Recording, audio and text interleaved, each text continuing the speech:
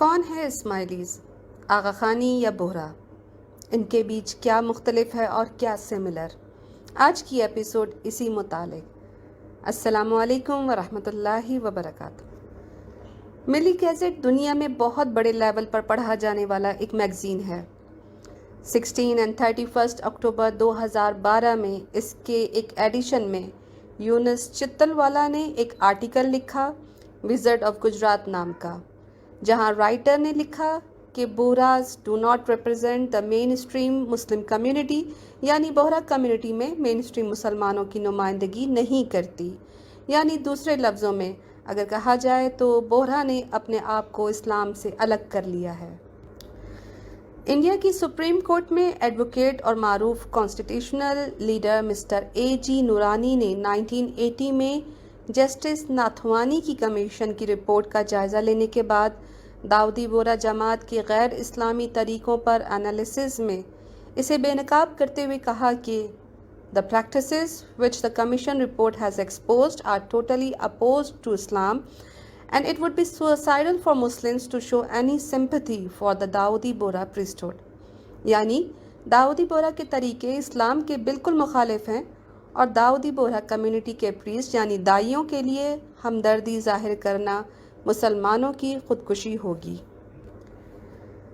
फारूक अब्दुल गफ्फार, जिनका ताल्लुक़ राजकोट गुजरात से है, वो उन जैसे और कई मुसलमानों के बीच में ये सवाल उठ रहा है कि दाऊदी बोहरा में क्या ख़राबी है। दाऊदी बोहरा ने बाकी मुसलमानों से ख़ुद को अलग क्यों कर लिया है? दाऊदी बोहरा कम्युनिटी का थिंक टैंक यानी कि मास्टरमाइंड कौन है? इन हालात में मजहबी लीडर H.H. सैयदना साहिब का क्या किरदार है? और इसी तरह के तरीके रखने के पीछे सैयदना साहिब और उनके फॉलोअर्स का हिडन यानी कि पोशीदा एजेंडा क्या हो सकता है? जस्टिस नाथवानी कमीशन की रिपोर्ट से पहले मुसलमान उलमा कराम कम्युनिटी मेंबर्स को बोहरा कम्युनिटी के बंद दरवाज़ों के पीछे छुपी हुई अन इस्लामिक प्रैक्टिसेस का मालूम नहीं था, जिसमें सैयदना साहिब को अल्लाह के साथ जोड़ने का शिर्क किया जाता है। यही वजह है कि दाऊदी बोहरा कम्युनिटी के पादरी नहीं चाहते कि उनके गैर इस्लामी तरीक़ों और जुल्म को पब्लिक में लाया जाए।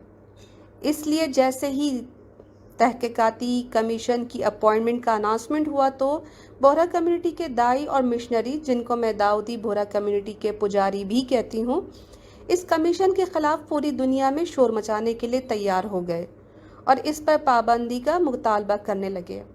हर जगह ये बोहरा पुजारी ये नारे आम करते हुए नज़र आए, जैसे कि इस्लाम ख़तरे में है, शरीयत में मुदाखलत यानी इंटरफेरेंस इन शरिया वगैरह वगैरह के नारे आम होने लगे। दाऊदी बोहरा पुजारियों ने अपनी सपोर्ट में पर्सनल लॉ, हज कमेटी, शाही इमाम मुफ्ती अतीकुर रहमान उस्मानी वगैरह की हिमायत लेने की बहुत कोशिशें शुरू कर दी। तमाम तर प्रेशर और मुश्किलात के बावजूद भी कमीशन के मेंबर्स, जिसमें इस्लामी उलमा कराम डॉक्टर आलिम खुंद मेरी और मुइन शाकिर शामिल थे, अपने फैसले पर कायम रहे और उन्होंने अपनी इन्वेस्टिगेशन कंप्लीट की और उनकी रिपोर्ट से ये ऑथेंटिकेट यानी साबित भी हुआ कि बोहरा कम्युनिटी के लीडर्स, जो कि इस घिनौने खेल में मुब्तला हैं, बोहरा जमात के साथ अपनी तमाम तर मालो दौलत और काबिल लॉयर्स रखने के बावजूद भी इस रिपोर्ट को चैलेंज न कर सके, वो भी आज तक। दाऊदी बोहरा की मैल प्रैक्टिसेस और ह्यूमन राइट्स वॉलेशन का जायज़ा लेने के लिए 2 इंक्वायरीज़ बिठाई गईं। पहली कमीशन सिटीजन्स फॉर डेमोक्रेसी की तरफ से था, जो लीड कर रहे थे जस्टिस नाथवानी, और दूसरा commission Indian people human rights commission की थी। इन दोनों कमीशंस की रिपोर्ट मंजर आम आने के बाद आँखें खुलीं और ऐसी खुली कि इंकशाफात यानी एक्सपोजर सामने आए, जिसके बाद मुसलमानों ने दाऊदी बोहरा से दूरी बनाने का फ़ैसला किया। मुसलमानों की हिमायत खो देने के बाद ये बोहरा पुजारी हिंदुओं की मदद लेने नरेंद्र मोदी और अमित शाह जैसे कट्टर इस्लाम दुश्मनों के पास पहुंच गए। दाऊदी बोहरा पादरी अपने मफादात यानी इंटरेस्ट को बचाने के लिए जो नया गेम प्लान बनाया वो हिंदुओं की सपोर्ट लेने का समझ तो आता है, पर आखिर क्यों दाऊदी बोहरा ने ख़ुद को मेन स्ट्रीम मुसलमानों से अलग करने का फ़ैसला किया और इन्हीं तरीक़ों को अपने ऊपर राइज किया। ये दाऊदी बोहरा अभी तक मुसलमान होने का दावा भी करते हैं, लेकिन 1915 में इस मनसब पर आने के बाद अब तक ये जमात इस्लामी तरीक़ों से डिविएट होने के बाद इस्लाम से खारिज हो चुके हैं। दाऊदी बोहरा का 50th दाई एक कर्ज में डूबा हुआ गरीब आदमी था, जबकि 51 दाई सैफुद्दीन दुनिया का सबसे दौलतमंद, अय्याश, ऐशो इशरत में रहने वाला मशहूर आदमी बन चुका है, जिसकी ज़िंदगी बादशाहों जैसी है और अपने मकसद के हुसूल के लिए इसने अपनी मन पसंद कौम के लिए बहुत से मसले खड़े कर दिए हैं। इस्लाम में पुजारी, हाकमियत, मलूकियत जैसे कॉन्सेप्ट नहीं है, जहां बादशाह का बेटा बादशाह और इमाम का बेटा इमाम, जिसके मुताबिक सिर्फ वही ज़िम्मेदार हों तमाम तर मजहबी उसूल और इबादत को बनाने या मिटाने के। और यही तरीका भी दाऊदी बोहरा में था, लेकिन 58 दाई के बाद ये तरीका बदल दिया गया। अपना इक़्तिदार और अथॉरिटी को एब्सोल्यूट यानी कि मुतल्लिक बनाने के लिए सैयदना ताहिर सैफुद्दीन ने इस हद तक भी दावा कर दिया कि वो इलाहुल अर्द यानी कि ज़मीन पर खुदा हैं, नाउज़ुबिल्लाह। और ये भी कहा कि नबी सल्लल्लाहु अलैहि वसल्लम जितने इख्तियारात उन्हीं के पास हैं और वो किसी के सामने जवाबदेह नहीं हैं। इसके साथ साथ हर रूह का मालिक, मुरीदों का मालिक, उनकी जानों का मालिक भी उसने ख़ुद को करार दिया। और इस बात को सब बोहरा मुरीद पर लाजिम किया कि वो अपने सैयदना के ग़ुलाम होने का एतराफ़ करें, यानी कि अब्दे सैयदना अपने आप को कहें, और सजदाए उबूदियत यानी कि इबादत का सजदा भी उन्हीं को करें। इसी 50th दाई ने ख़ुद को नातिक़ कुरान होने का भी दावा किया, यानी बोलने वाला कुरान जो अल्लाह की तरफ से नाजिल हुआ। नबी सल्लल्लाहु अलैहि वसल्लम के ऊपर जो कुरान नाजिल हुआ उसको नाउज़ुबिल्लाह ये डेड बुक यानी कि मुर्दा किताब कहने लगे, नाउज़ुबिल्लाह। ताहिर सैफुद्दीन ने अपने आप को दाई मुतल्लिक यानी कि एब्सोल्यूट दाई और शाह ऑफ बोरा कहलाने वाला शाह यानी दाई कहना शुरू कर दिया। इसी बोहरा दाई ने अपने मुरीदों की बैत यानी कि जिसको मिसाक कहते हैं उसको लेना शुरू कर दिया। ये मिसाक एक ऐसा सख्त कानून है, एक सख्त सज़ा है, और इसको एक सज़ा के तौर पर आला कार भी बनाया गया, जिसमें जमात से खारिज होने वालों को जमात खारिजी कहा जाने लगा, जिसको बड़ी सख्त सज़ा बनाया गया, जिसकी बिना पर तमाम बोरियों को मिसाक के ज़रिए अपना ग़ुलाम भी बनाया गया। इसी बोहरा दाई ने एक नया तरीका भी राइज यानी इंट्रोड्यूस करवाया, जिसको रज़ा कहा जाता है, जिसके ज़रिए नमाज, हज, रोज़ा, ज़कात जैसी तमाम इबादतों को बिना दाई की इजाज़त के करना गुनाह है, और ये सब इबादत को करने के लिए रज़ा लेना लाजिम बनाया गया। अपनी हाकमियत को बताने के लिए या बनाते हुए ख़ुद को कादर मतलक यानी कि तमाम ताकतों का मालिक बन जाने का बाद भी इन बोहरा दाइयों ने तमाम तर अमलाक यानी प्रॉपर्टीज़, पैसा अपने नाम करवा लिया और फिर एक शाहाना ऐश भरी ज़िंदगी गुजारने लगे।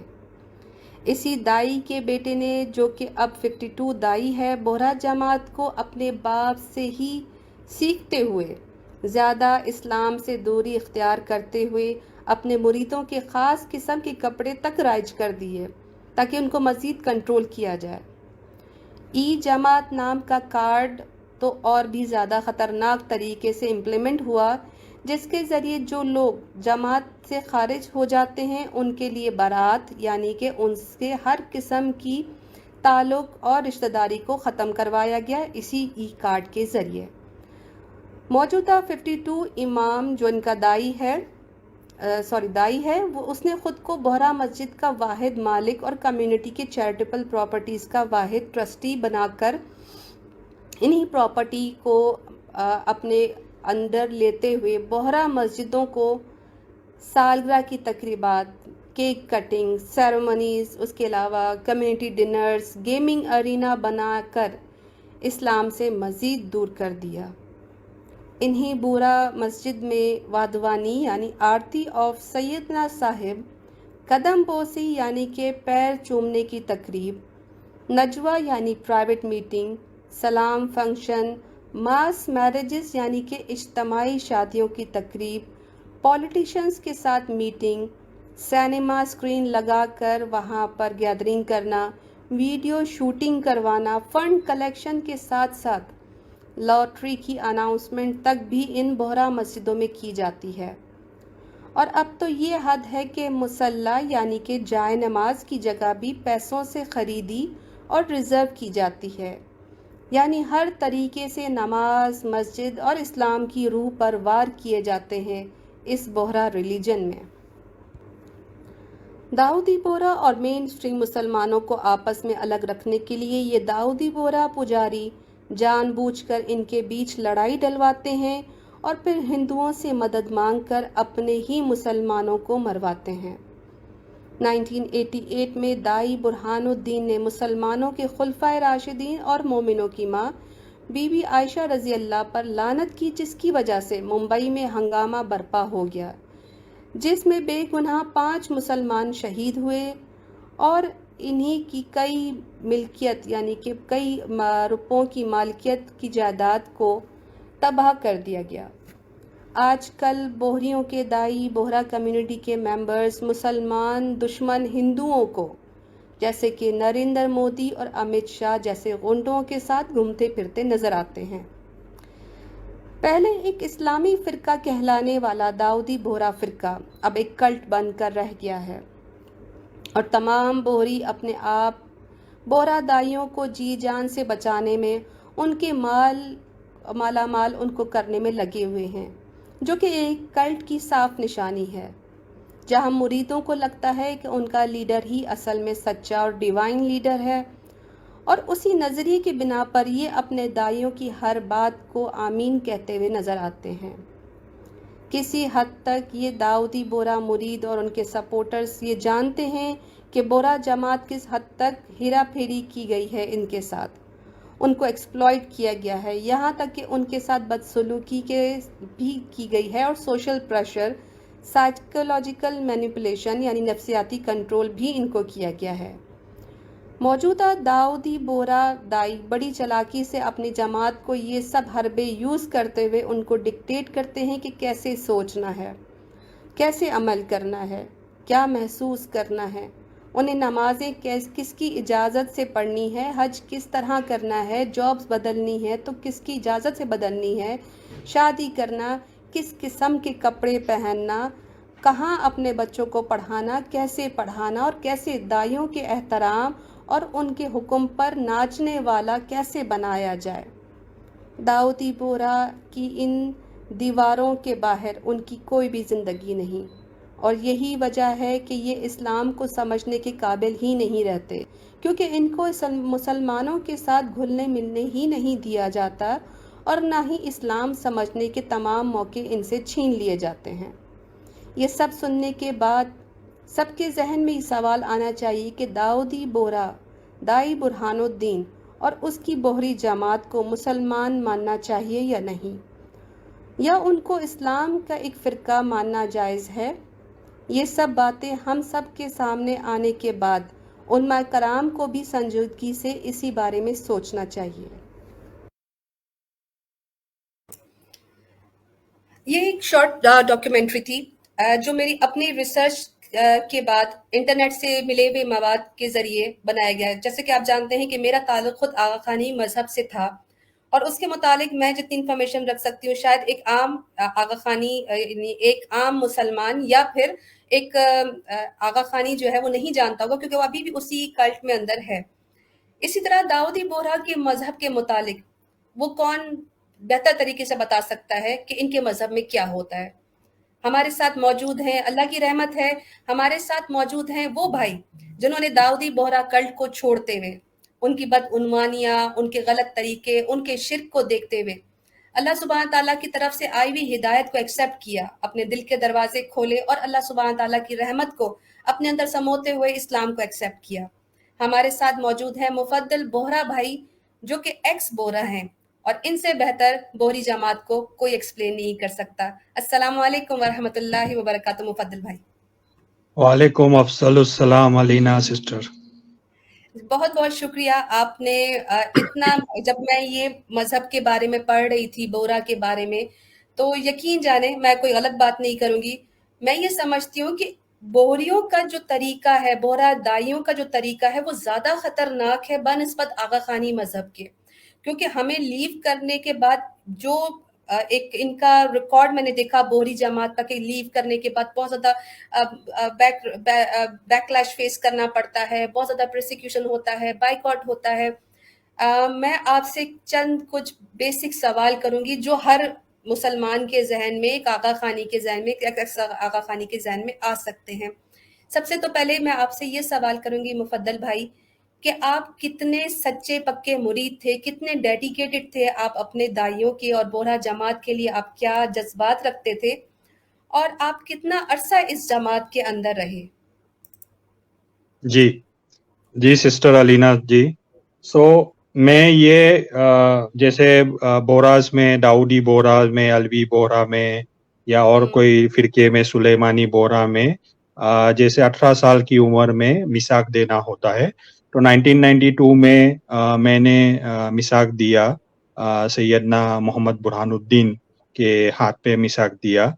और इनके जो मिसाक का जो तरीका होता है, वो ये होता है कि हम या तो लोकल आमिल को जाके दे या उनके हम्म। हाथ पे दे।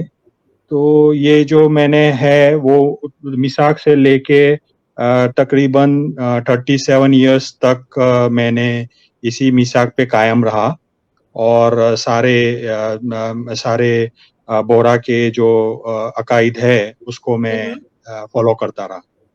ओके, यानी 37 ईयर्स तक आपकी आपकी नॉलेज भी है इस मजहब के मुतालिक। जी इंशाल्लाह डिटेल्स में आगे मैं आपसे मजीद, क्योंकि सवाल तो बहुत है मेरे पास, और इंशाल्लाह मैं आपसे एक एक सवाल, क्योंकि आज से पहले कोई बोरा ने इस तरह आकर, मतलब एक्स बोरा ने आकर तमाम इनके अकायद नहीं बताया, और ये नाजरीन के लिए बहुत इंपॉर्टेंट प्रोग्राम रहेगा, क्योंकि अल्लाह सुब्हान तआला ने इस प्लेटफॉर्म पर पहली बार उनको लेकर आए हैं जो कभी ना आते हैं। आपको पता है कितने सारे बोहरी जो है वो मुसलमान हो चुके हैं, लेकिन वो डरते हैं अपने अपने एरिया से, अपने सोशल बाइकआउट से, अपने दाइयों से। बहुत ही स्ट्रिक्ट माहौल है। आगे चल के जरूर इसको आप लोग जानने की कोशिश करेंगे। मैं चंद बेसिक सवाल, सेकंड सवाल मैं आपसे मुफद्दल भाई ये करूंगी कि इतने डेडिकेटेड थे, 37 ईयर्स आपने आपने बैत भी ली, आपने मिसाक भी किया, सब कुछ। पहली बार कब लगा कि something is wrong in this religion, कुछ तो गलत है? या फिर आपके जहन में ये तो सवाल आया होगा कि क्या मैं सही मजहब को फॉलो कर रहा हूँ? पहली बार ऐसा क्या वाकया हुआ था, उसका जरा इन शॉर्ट सा मुझे बताइए। जी। तो जैसा मैंने कहा कि मैंने मिसाक 1992 के अराउंड दिया, उसके बाद हमारी पूरी फैमिली, हम्म। जैसे हमारे जो जितने भी बुजुर्ग थे, हमारे फादर थे, हमारे पूरे फैमिली के अंदर, तो हम हम्म। लोग स्ट्रिक्टली सारे जैसे जो भी बोरा के जो बताया जाता है कि कैसे फॉलो करना है, उसको हम हम्म। फॉलो करते रहे, यहाँ तक कि हम उनको जैसे जो सैयदना के रिप्रेजेंटेटिव होते हैं, जो इंडिविजुअली गांव-गांव जाते हैं, तो उनको भी हमने ऐसा हम्म। उनको भी हमने जैसे दावत दी, और उनको भी हमने बहुत सारे इश्यूज डिस्कस किए, हम्म। जैसे कि मस्जिद बनाना है, मस्जिद नहीं है, तो कौन से हम्म। जगह पे मस्जिद बनेगी। तो ये काफी टाइम तक ये मैंने किया, पर मुझे लगा जहाँ तक जब मुझे थोड़ा और जैसा वक्त गुजरा, तो मुझे हम्म। ये लगा कि ये पूरा एक ही जगह से कंट्रोल होता है। तो अच्छा। एक पावर जो होता है, कंट्रोल जो होता है, और हम्म। इसमें ये है कि दाई अल मुतलक है, वो सोल अथॉरिटी होते हैं, जबकि दाई नाजिम जो होते हैं हम्म। वो एडमिनिस्ट्रेशन के लिए अपॉइंट किए जाते हैं, और वो अकाउंटेबल होते हैं। तो जैसे हम्म। मैंने देखा कि 40, जब मैंने और इसका मुताला किया, तो इसमें ये पता चला कि 46 दाई के बाद इनका जो लाइन ऑफ ये जो है लिनिएज जो है, वो हम्म। कट चुका था। तो 46 में जो दाई थे, मोहम्मद बुरहानुद्दीन, उनके बाद जो थे 4 उस्ताद ने ये डिसाइड किया कि इन्होंने जैसे जो इनका डॉक्ट्रिन ये है कि आप बिना सक्सेसर को अपॉइंट किए, बिना उनके मंसूस को अपॉइंट किए दाई गुजर नहीं सकते। तो जो इमामत से दाई तक सिलसिला जो चला आता रहा वो हमेशा बाकी रहेगा, जबकि ये हुआ ऐसा हुआ नहीं। तो ये हुआ कि जब 46 में दाई बिना मंसूस को अपॉइंट किए गुजर गए, तो इन्होंने पूरा चालसाजी किया, उन्होंने पूरा जितने भी 4 उस्ताद थे उन्होंने बोला कि ये बहुत फिरकों में बँट जाएंगे, जितना जो बोहरा का लिनिएज जो चला आता रहा इतने सालों से from the 10th century onwards, तो ये कट हो जाएगा। इसके लिए उन्होंने क्या किया कि उन्होंने एक सक्सेसर को अपने तरफ से अपॉइंट कर दिया और ये यहाँ से सिलसिला जो है वो ब्रेक हो जा रहा है। तो ये बहुत सारे लोगों का अकाइद ये है कि 46 के बाद जो है वो दाई नाजिम है। तो अभी के जो सैयदना है वो भी दाई नाजिम हुए, वो दाई मुतलक नहीं है। तो ये चीज मैंने मुताला किया, मैंने देखा और मैंने इनको पूछा कि आप दावत की किताब जो है वो हमसे शेयर कीजिए। रसाइल इख्वानुस सफ़ा है और बाकी के जो किताब है जो फातमी दावत की तारीखी किताबें है जो वो दौर से चली आती हुई है और जो बहुत सारे दाई दुआतों ने लिखी है 46 दाई तक, तो उनका कोई मुताला नहीं कर सकता, उनको कोई एक्सेस नहीं दे रहा है। तो जो हम जाके सबक में बैठते थे तो हमको बता दिया जाता था कि नहीं, आप ये इतना ही समझिए, इससे ज्यादा आपको समझने की जरूरत नहीं है। आपको जैसे हमने सवाल किया कि आप हमें ये रेफरेंस दिखाइए किताब के अंदर, तो उन्होंने हमको मना कर दिया। सो ये पॉइंट मुझे ये गवारा नहीं था। मैंने जैसे पहले कहा कि मैंने बाकी सब टेक्स्ट को पढ़ा, मिसाक के टेक्स्ट को पढ़ा, उसका बाकी जितने भी किताबें हैं उसका थोड़ा नॉलेज लिया। तो ये चीज था कि पता चलता था कि यहाँ पे कंट्रोल का पूरा इशू है और ये बात से मैं थोड़ा ये था कि ये प्रॉपर नहीं हो रहा है। अच्छा, यानी कि आपको पहला डाउट वहीं से आना शुरू हो गया। जी, जी। ठीक। अच्छा, यानी कि अब ये डाउट आ गया, उसके बाद आपने ज़ाहिर-सी बात है अपनी रिसर्च जो आपने कहा कि मैंने रिसर्च की, आपने इस्लाम किस ईयर में एक्सेप्ट किया और इस्लाम एक्सेप्ट करने के बाद क्या-क्या प्रॉब्लम फेस करनी पड़ी? फर्दरमोर कि अगर आपकी फैमिली भी क्या कंप्लीट दाऊदी बोहरा को छोड़ के मुसलमान हो गई हैं, अभी उनका बिहेवियर आपके साथ कैसा है? जी, तो 2014 में जब सैयदना का डिस्प्यूट हो गया तो वहाँ पे क्या हो रहा है कि एक जो दाई है वो जिन्होंने कब्जा किया हुआ है और दूसरे जो दाई है वो दावेदार बन गए।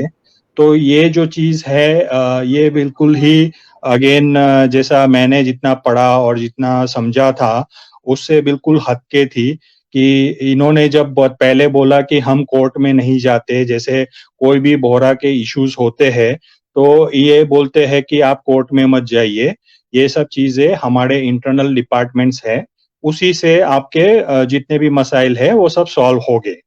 जबकि इनकी जब बात आई तो इनका ये हो गया कि 2014 में जब सैयदना बुरहानुद्दीन की वफ़ात हुई, तो ये बिल्कुल पब्लिक में आ गया कि इतने सालों से अंदर से जो मसला चल रहा था, 2 अलग-अलग जुट के बीच में, तो ये चीज़ें पब्लिक में आ गई और यहाँ से फिर जो है कि आपने मिसाक किसको देना है, आप फिर से मिसाक दीजिए। तो इनके लिए प्रेशराइज़ किया गया कि आप एकजुट को मिसाक दीजिए। दूसरे जो थे उन्होंने भी अपना ये बताया कि आप हमें मिसाक दीजिए। इन्होंने बोला कि आप हमें मिसाक दीजिए, रिन्यू कीजिए आपका मिसाक और ये जबरन बहुत सारे लोगों का मिसाक रिन्यू कर रहे थे, ठीक है? तो मैंने उसी टाइम पे ये किया कि नहीं, मेरा तो थोड़ा फैमिली से इशू आएगा कि हाँ, आप टोटली कट ऑफ हो जाएंगे, उनकी तरफ से थोड़ा बॉयकॉट हो जाएगा। और ये है कि आपका ITS कार्ड जो है वो ये लोग ये कर सकते हैं, ब्लॉक कर सकते हैं। तो ये चीजें ऑलरेडी हो चुकी थी बाय दैट टाइम। तो ये है कि ये प्रॉब्लम्स मैंने फेस किए कि जो फैमिली है उससे थोड़ा डिस्कनेक्ट हो गया। और अभी भी ये है कि जैसे इनके अंदर है कि आप जब आपका जब आखिरी वक्त आता है और आपके जो लास्ट राइट्स होते हैं, तो उसमें भी एक ये है कि आपको रुकू चिट्ठी के लिए रजा लेनी पड़ती है। सो जैसे तो ये चीजें जो है वो टोटली कट ऑफ हो जाती है कि आपको उसकी भी परमिशन नहीं मिलती है। और ये पूरा जो रजा का जो सिस्टम जो बनाया गया है वो पूरा कंट्रोल करने के लिए ही बनाया गया है। ठीक। मैं अपने पास क्योंकि पॉइंट्स लिखती जा रही हूँ, क्योंकि आपने ITS कार्ड का जिक्र किया, रुकू चिट्ठी का किया, उसके बाद आपने ये आखिर में इसकी बात किया कि एक रजा होती है। तो ये हम आगे, क्योंकि अभी हमारे जो ऑडियंस है वो बिल्डअप हो रही है, क्वेश्चंस बन रहे हैं, और अब इनको हम फ्लो में लेके आएंगे, इनको बताएंगे कि कितना डिफरेंस है, कितनी सिमिलैरिटीज हैं आगा खानी मजहब में और बोरा मजहब में, और फिर इसको हम डिस्कस करेंगे on the point of in the light of Islam. इंशाल्लाह मैं साइड पे क्वेश्चंस प्राइवेट चैट में आप देख रहे होंगे, मैं आपके लिए लिखती जा रही हूँ। इंशाल्लाह मैं अभी पूछती हूँ आपसे। मेरा फर्दर क्वेश्चन जो अभी जो बहुत ही मोस्ट कॉमन क्वेश्चंस आते हैं कि इस्ना अशारी शिया और इस्माइली में ये स्प्लिट जो है वो थोड़ा सा ब्रीफली एक्सप्लेन कर दीजिए हमारी ऑडियंस के लिए कि ये स्प्लिट क्यों आया और ये किस इमाम के टाइम पर आया। हाँ, तो ये जो इमाम जाफर सादिक अलैहिस्सलाम के टाइम से यहाँ से आप देखेंगे तो एक जो फिरका स्प्लिट हुआ उसे इस्ना अशरी कहते हैं। क्योंकि वो जो स्प्लिट हुआ वो इस्माइल अलैहिस्सलाम को नहीं मानते थे। उनका ये मानना था कि इस्माइल अलैहिस्सलाम पे नस जो है वो हुई नहीं है, मूसा काजिम के ऊपर नस हुई है, जो उनके छोटे भाई थे। तो उनका ये था, मानना था कि ये मूसा जो इस्माइल अलैहिस्सलाम थे वो तो बहुत लंबी उम्र दराजी हो गई थी और उनके ऊपर नस हुई नहीं है, और बिना नस किए ही उनकी तो वफात हो गई है। तो ये जो कंसीलमेंट का जो इशू था वो तब से चला आ रहा था कि इमाम के जैसा इमाम हुसैन के बाद भाई के ऊपर नस हुई, इमाम हसन ने इमाम हुसैन पे की, तो जैसा इमाम के बाद कौन इमाम का फर्जन के ऊपर ही नस होगी, भाई के ऊपर नस नहीं हो सकती। तो ये जो चीज है वो बोरा की जो डॉक्ट्रिन है वो उसको खारिज करती है। तो यहाँ पे फिरका हो गया, एक जो हो गए वो जो इस्माइली जो कहलाए जाते हैं, और फिर इस्माइली में के अंदर जो इमामत का सिलसिला जो चालू रहा, तो उसमें ये हुआ कि इमाम जाफर सादिक के बाद इमाम इस्माइल के बाद उनके जो बेटे थे मोहम्मद बिन इस्माइल, तो वहां से ये सिलसिला इमामत का चालू रहा। जबकि यहाँ तक पहुंचा कि इमाम मुस्तनसिर जो थे वो मिस्र के एक बहुत लंबे अरसे तक उन्होंने ये खिलाफत संभाली, और उनके जो लड़के थे मुस्ताली, वहां से ये जो फिरके है वो बढ़ गए। तो ये मेन फिरका बता यहाँ पे कि एक निजारी हो गए, जो निजार को मानते थे, वो निजारी हो गए, और वो ज्यादातर सीरिया और बाकी सब जगह से वो दावत चलाते थे।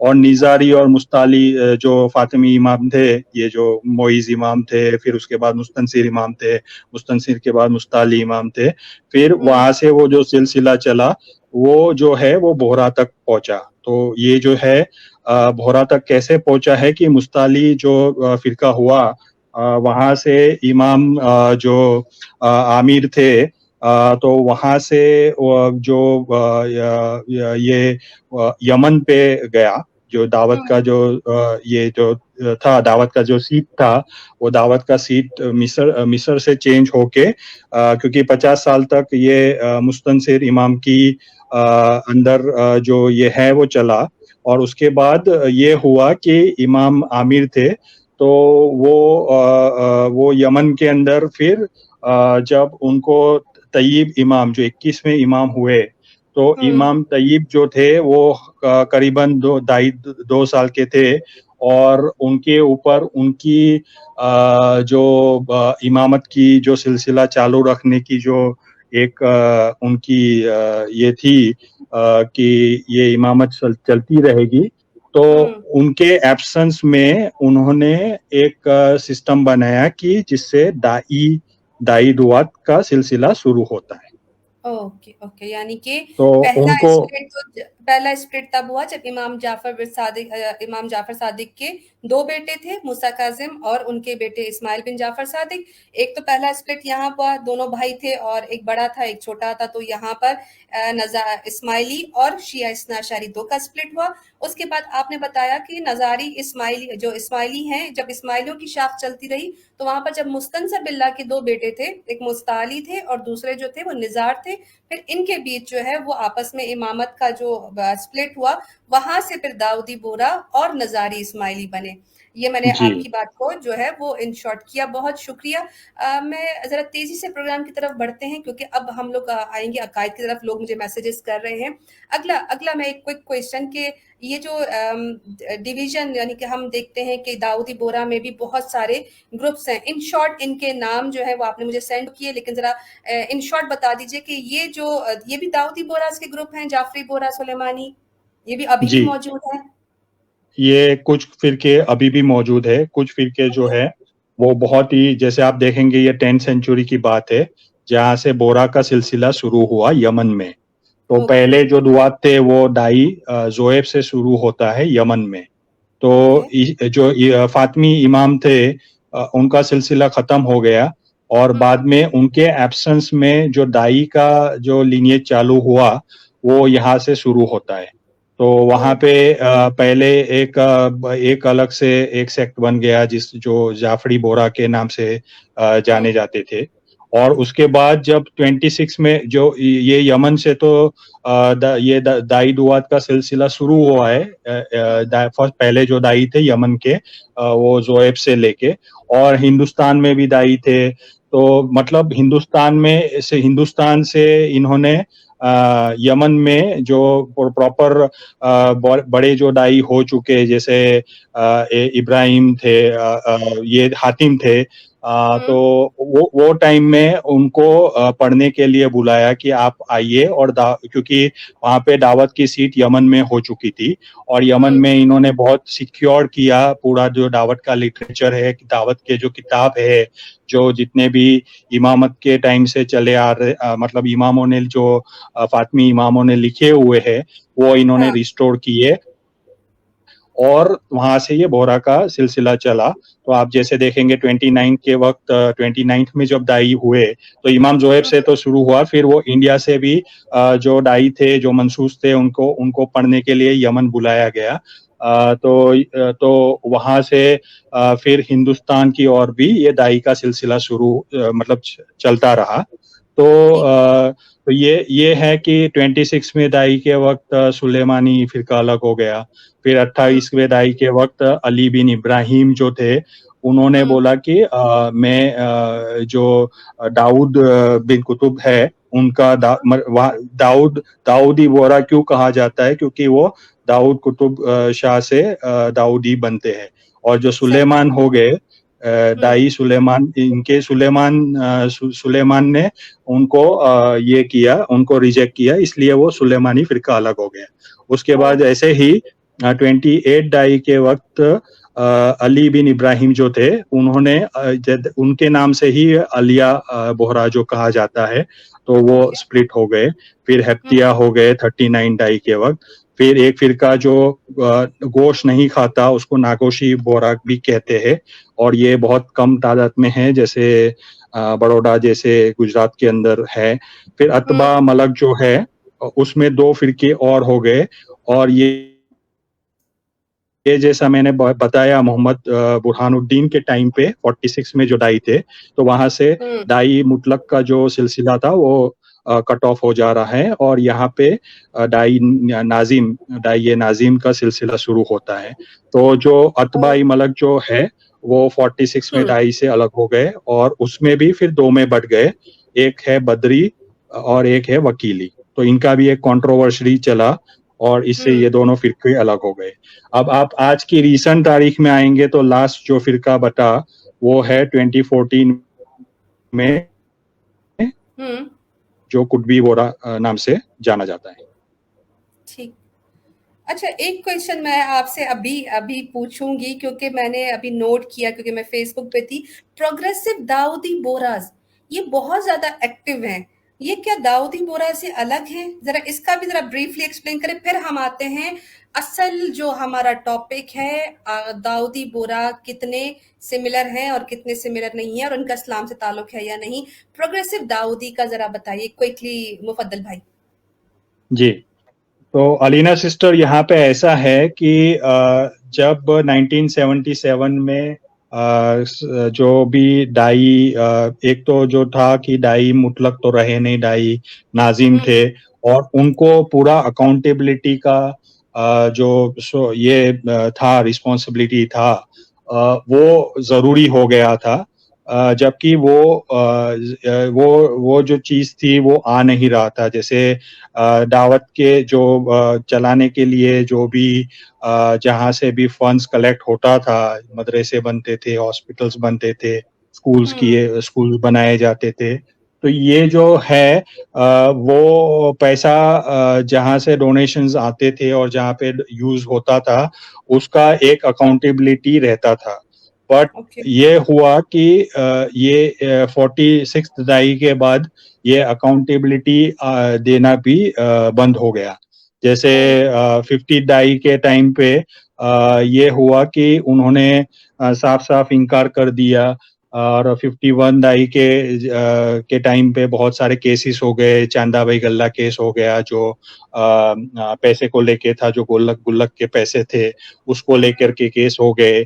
तो ये जो चीजें है वो कंट्रोल में पूरा जो एक तरफा कंट्रोल हो गया।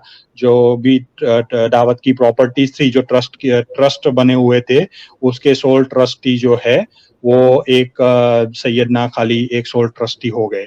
तो यहाँ पे इनका जो प्रोग्रेसिव एक रिफॉर्म करके मूवमेंट शुरू हुआ, जो रोशन ख्याल भी कहा जाता है या बहुत अलग अलग नामों से इसको रिफर किया जाता है।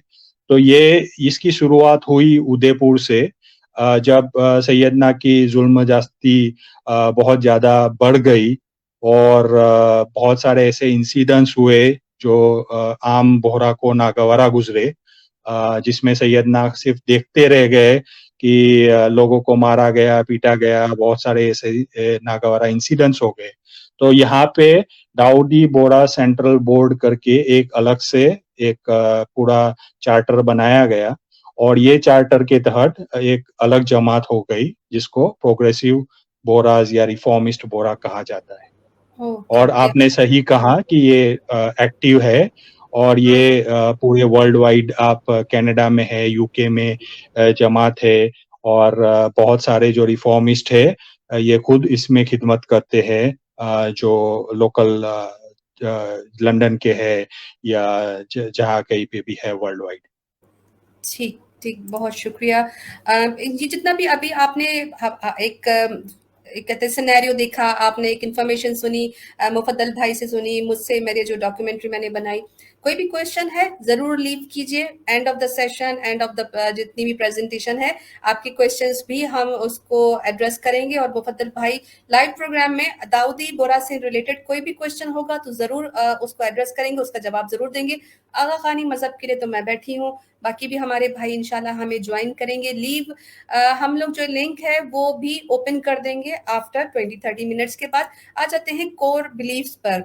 सबसे पहले जो चीजें आगा खानी मजहब में होती हैं, मुफद्दल भाई आपने कभी टेनिस खेली है? इधर से मैंने रैकेट में वो चिड़िया फेंकी, वहां से आपने इसको हिट करना है। अभी हम वही गेम खेलेंगे और वो खेलेंगे आगा खानी और बोरा के बीच में। आगा खानी मजहब का जो है वो मैं प्रेजेंट करूंगी कि उनका क्या अकीदा था, अकीदा है, मतलब मेरा क्या अकीदा हुआ करता था, और आप बताएंगे कि आपका क्या अकीदा हुआ करता था। पहली स्लाइड में आगा खानी मजहब के लोग बिलीव करते थे, करते हैं कि इनका इमाम मजहर खुदा है, यानी जमीन पर खुदा है।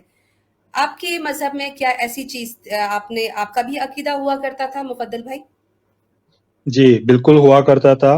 तो हमारा अकीदा जितने भी कसीदे पढ़े जाते हैं, जितने भी मडे पढ़े जाते हैं, तो हम्म। उसमें हम जो है सैयदना इलाहुल अर्द है, सो दाई हम्म। जो है वो इलाहुल अर्द है कह के हम उनको खिताब करते थे।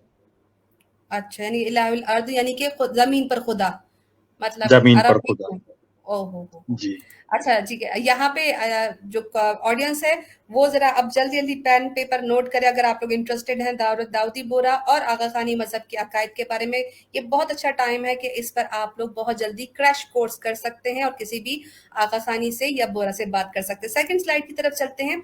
जमात खाने के दरवाजे एक आम आगा खानी के अलावा किसी और के लिए बिल्कुल भी नहीं खोले जाते थे। मैं आपको बता दूं कि मुफद्दल भाई, जमात खाने में हम लोग जब इंटर होते थे तो हम लोगों के वहां पर एक बाहर एक वॉचमैन खड़ा होता है जो आपको पहचान लेता है। कई जमात खाने के बाहर एक कार्ड भी बना हुआ होता है, वो कार्ड भी इंशाल्लाह मैं कभी दिखाऊंगी, तो वो कार्ड दिखाकर भी इंटर हुआ जाता है। अगर कोई गैर इस्माइल गैर आगा खानी जमात खाने में चला भी जाए तो उसको प्रेयर हॉल में नहीं जाने दिया जाता, उसको खाली बाहर बाहर से घुमा फिरा के उसे बाहर निकाल दिया जाता है। तो क्या बोहरा मस्जिद में भी इस तरह का कोई उसूल है कि किसी के लिए ये बंद है और किसी के लिए खुला? जी, तो मैंने जैसे अलीना सिस्टर पहले बताया कि आईटीएस कार्ड बने रहते हैं सबके। तो जैसे आप अगर 1 मिलियन पॉपुलेशन में से हाफ मिलियन भी आप कंसीडर करेंगे, हम्म। तो सबको पहले के सिस्टम के हिसाब से जब सैयदना बुरहानुद्दीन के टाइम के वक्त एक आपको ये दिया जाता था, कार्ड दिया जाता था, जिसको ग्रीन कार्ड, रेड कार्ड, ऐसे सफाई चिट्ठी जिसका नाम होता था सफाई चिट्ठी। तो जैसे अच्छा। जैसे आप किस तरह की आपकी अकाइद क्या है और आप कितने पायस है, उसके हिसाब से दिया जाता था। रेड मतलब आप इतने रेगुलर नहीं हैं, आप इतने पायस नहीं है, आप सब मिकात अटेंड नहीं करते हैं। वैसे ग्रीन जो हो गया और एक ऑरेंज हो गया, मतलब आप मॉडरेटली अटेंड करते हो कभी नहीं करते हो। आप सारे फंक्शन सैयदना के साथ में करते हो थोड़े नहीं करते हो। और ग्रीन जो है वो जिस तरह हम्म। के जो आलिम लेवल के जो शख्स होते हैं, जैसे कोई मुल्ला है, कोई मियाँ साहब है, उनको दिए जाते थे। तो उसके बाद से ये सिस्टम को डिसकंटिन्यू करके ई जमात का सिस्टम लाया गया। और ई जमात के बाद नया सिस्टम जो आया, जो आज की तारीख में यूज होता है, वो आईटीएस सिस्टम है। तो आईटीएस पे पहले कोई भी आप फंक्शन या जमात खाना या जो भी फंक्शन है, आप अगर जिसमें आप जाना चाहे तो उस पे हम्म। रजिस्टर करना होता है। और वो जब रजिस्टर होता है वो सिस्टम के थ्रू, तभी आप वहां पे जाके आपको कार्ड स्कैन कराना पड़ता है और आपकी अटेंडेंस मार्क करनी होती है। अगर अच्छा, आपने करेक्ट अटेंडेंस प्राइस। मार्क नहीं की या आपने हम्म। कोई प्रॉक्सी आपकी जगह पे गया, तो वो उसमें सिस्टम में कैप्चर हो जाता है। और ये जो चीज है, ये पूरी एनालिटिक्स इसकी निकलती है कि कौन कितने साल में कितनी जगह पे गया, क्या हुआ, कितने सैयदना के साथ रमजान किए, कितने हम्म। सैयदना के साथ जो मुहर्रम होते हैं वो मुहर्रम कितनी बार किए, कब कब कब किए, कौन ओहो। से मुल्क में किए, कौन से सिटी में किए। तो ये बहुत माइन्यूट लेवल ऑफ डिटेल्स जो होती है वो पूरी एनालिटिक्स प्लेटफॉर्म के थ्रू पूरी की जाती है। यानी मुफद्दल भाई पूरा कंप्यूटराइज सिस्टम है अमाल नामे का दाऊदी बोरा में, कि कितने तुम जी। सच्चे हो, कितने पाबंद हो, कितने तुमने मौला के साथ मुहर्रम गुजारे, यानी इतनी छोटी छोटी निटी ग्रिटीज भी ये लोग लिखते हैं उसमें। वाह। जी। अच्छा, लोग लोग यहाँ पे ज़रा एक्टिव हो गए माशाल्लाह। अब हमारी जो रीच है वो ओवरऑल 8 प्लेटफ़ॉर्म से 120 लोग हमें इस वक़्त एट अ टाइम व्यू कर रहे हैं माशाल्लाह। यानी ये इतने लोग अभी सीख रहे हैं मुफ़द्दल भाई से कि इनके अकायद क्या-क्या हुआ करते थे। माशाल्लाह आपको सलाम भी भेज रहे हैं, बहुत सारे सवाल भी आ गए हैं। सवाल भी हम इंशाल्लाह मैं मार्क करती जा रही हूँ, ऑडियंस बेसब्री ना हो, क्योंकि हो सकता है कि आपके सवाल का जवाब आपको अभी थोड़ी देर में ही मिल जाए, क्योंकि अभी हम शुरू हुए हैं, अभी हम बता रहे हैं आपको कि क्या-क्या कुछ होता है। थर्ड स्लाइड की तरफ आते हैं। मैं आपको अपना बता देती हूँ कि हमारे आगा खानी मज़हब में ये हुआ कर मतलब मैं जब हुआ करती थी तो हमारे यहाँ गिनान होते हैं और कसीदे होते हैं। कसीदे हुंज़ा, चित्राल पाकिस्तान की तरफ होते हैं, गिनान होते हैं ओवरऑल जो गुजराती ज़बान में होते हैं। इसमें इमाम की शान, इमाम के गुण गाए जाते हैं, उनके स्टेटस को हाई किया जाता है और इस्माइली आगा खानी में इन गिनान और कसीदों की इतनी ज़्यादा वैल्यू है कि सुल्तान मोहम्मद शाह जो इनके 48 इमाम थे, उनका ये कहना था कि कुरान बहुत मुश्किल है और उसको 1300 साल हो गए आए हुए, तुम्हारे लिए अब गिनान है, जिसको सदरुद्दीन ने या हमारे पीरों ने आसान अल्फाज में करके तुम्हें गुजराती ज़बान में कर दिया है। तो इसलिए आगा खानी अपने जमात खानों में गिनानों को पढ़ते हैं और सुनाते हैं। अब मुझे ज़रा इनका बताइए, दाऊदी बोहरा का। जी, तो आप में जैसे आगा खान में जैसे सालगिरह होता है, तो सालगिरह के मौके पे जो कसीदे पढ़े जाते हैं, जो प्रेज़ होते हैं, वैसे हुँ, ही बोहराज़ में भी जिसे मदह कहते हैं। तो हाँ, मदह हाँ। ये है कि जो प्रेज़ ऑफ डाई जो कहते हैं, तो उसे पढ़ा जाता है खास मिकात के टाइम पे, जैसे दाई की मिलाद है या दाई का जैसे इमामुज़्ज़मान की मिलाद मिलाद है, तो दाई की मिलाद के पहले इमामुज़्ज़मान की मिलाद आती है, तो वो हुँ, टाइम पे ये मदह पढ़े जाते हैं। अब इसमें ज़बान कौन-कौन सी है, तो एक है लिसानुद्दावत। सो हुँ, लिसानुद्दावत ज़बान जो है वो क्या है कि वो गुजराती और अरबिक का एक अलग से एक ये बनाया गया है, उसे मिक्सचर बनाया गया। लिसानुद्दावत मिक्सचर है, अच्छा। उसे लिसानुद्दावत कहा जाता है। बाकी हुँ, जो कसीदे लिखे जाते हैं वो अरबी में भी लिखे जाते हैं, पर जो पढ़ते हैं वो आम बोहरा पढ़ सकते हैं, आम बोहरा हर वक़्त पढ़ते हैं। कोई भी त्योहार रहता है, जैसे उर्स रहता है, उर्स के मौके पे या कोई भी हुँ, खुशी का जो त्योहार रहता है, जैसे मिलाद है, सैयदना की मिलाद है या जो इमाम हैं उनकी भी मिलाद मनाई जाती है। तो 21वें इमाम की भी मिलाद मनाई जाती है, हाँ, इमामुज़्ज़मान की मिलाद मनाई जाती है, उसमें हुँ। ये मदह पढ़े जाते हैं।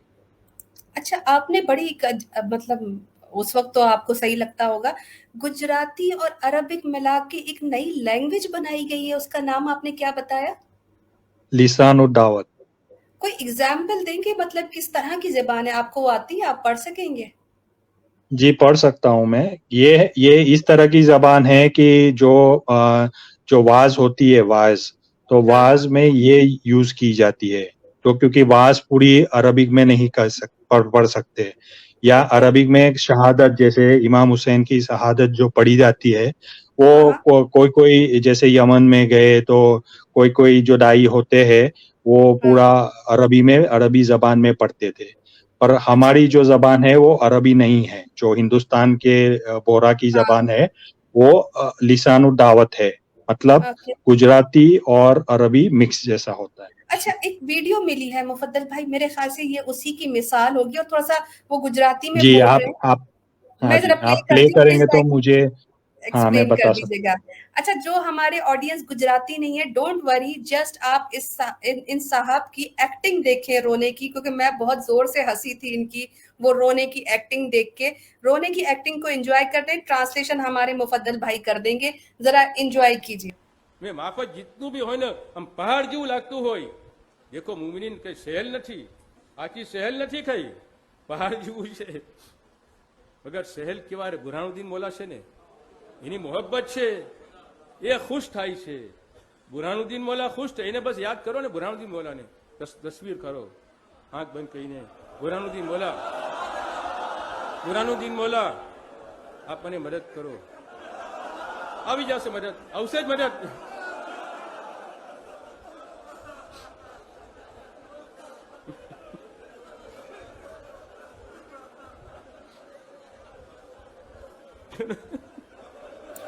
देखा आप लोगों ने, सुने सुने सुने। શાહનાજી વિશે ને બાવજી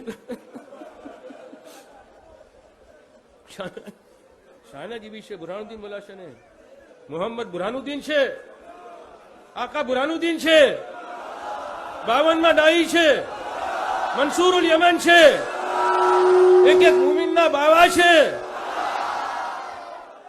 તમે એમ ના સમજો કે બાવાજી સાહેબ દૂર બેઠા છે, નાના દૂર નથી, એક એકના દિલના અંદર છે.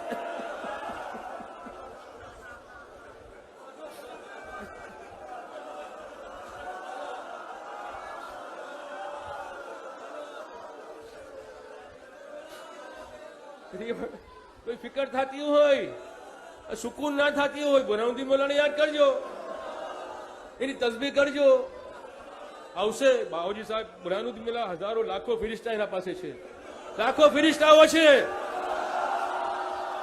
મોકલી આપશે ફિરિશ્તાને, જાઓ આ ભાઈ મુમીનને યાદ મદદ કરો.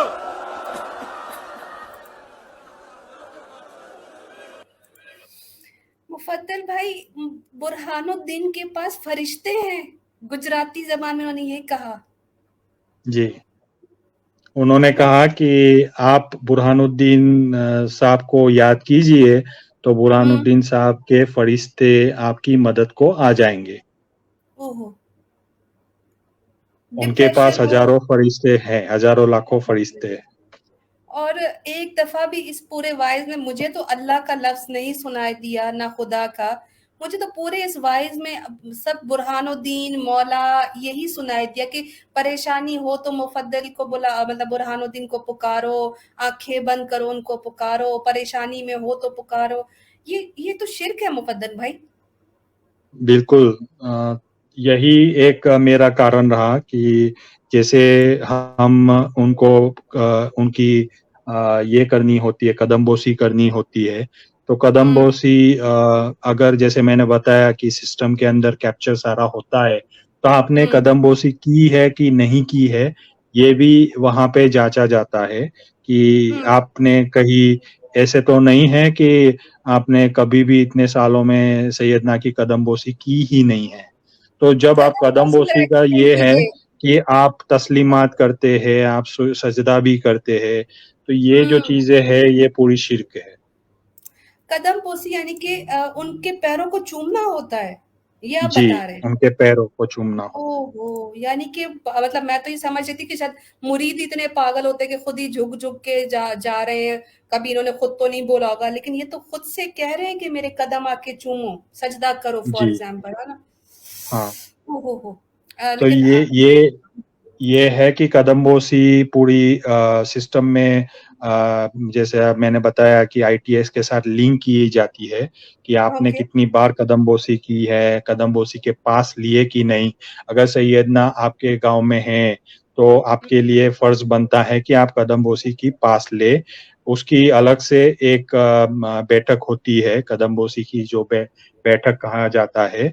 और औरतें भी नामहरम जैसे होते हैं, उनको भी जैसे पाँव चूमती है, तो ये बिल्कुल शिर्क हो गए. अच्छा, यानी कि एक जो वीडियो मैं आपको जरा दिखाती हूँ, आप इसको कदमबोसी कह रहे हैं ताकि हमारी ऑडियंस भी जो है ना वो साथ साथ देखती जाए, क्योंकि काफी लोगों को क्लियर नहीं हो रहा होगा. कदमबोसी वाली कहाँ गई वीडियो? एक सेकंड, आई थिंक मैं अभी इसको चलाती हूँ, होल्ड कीजिए. अच्छा, ये जो है, मैंने अभी जो पिक्चर दिखाई, ये क्या चीज है? ये जो ये भी दाई है, ये भी दाई है, और वो उसको सजदा कर रहा है. तो ये दाई को सजदा कैसे कर रहा है? ये है कि ये इनके मनसूस हो गए जब इनकी हयाती थी, तो इन्होंने ये इनका दावा है कि ये मुझे मनसूस अपॉइंट किए, तब मैं इनको जैसे इनका कदमबोसी किया. मैं जरा एक वीडियो चलाती हूँ कदमबोसी के, हमें इंशाल्लाह ये भाई मुफद्दल भाई एक्सप्लेन करेंगे.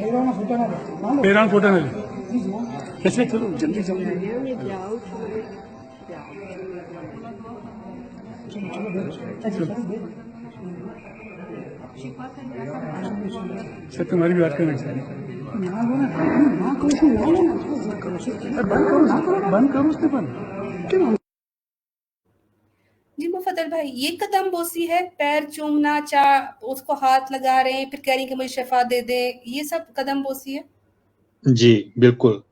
तो कदमबोसी का यही एक तरीका है कि आदमी और औरत दोनों के लिए इन्होंने जायज़ कर रखा है कि आप पहले एक कार्ड बनाइए कि इनकी कदमबोसी की बैठक है, तो वो बैठक के टाइम दिया जाता है कि आपको 11 बजे जाना है या 12 बजे जाना है और जैसे आप वहाँ पे जाएँगे, तो एक निज़ाम किया जाता है जिसके थ्रू एक कदमबोसी के एक-एक बारी-बारी करके कदमबोसी की जाती है।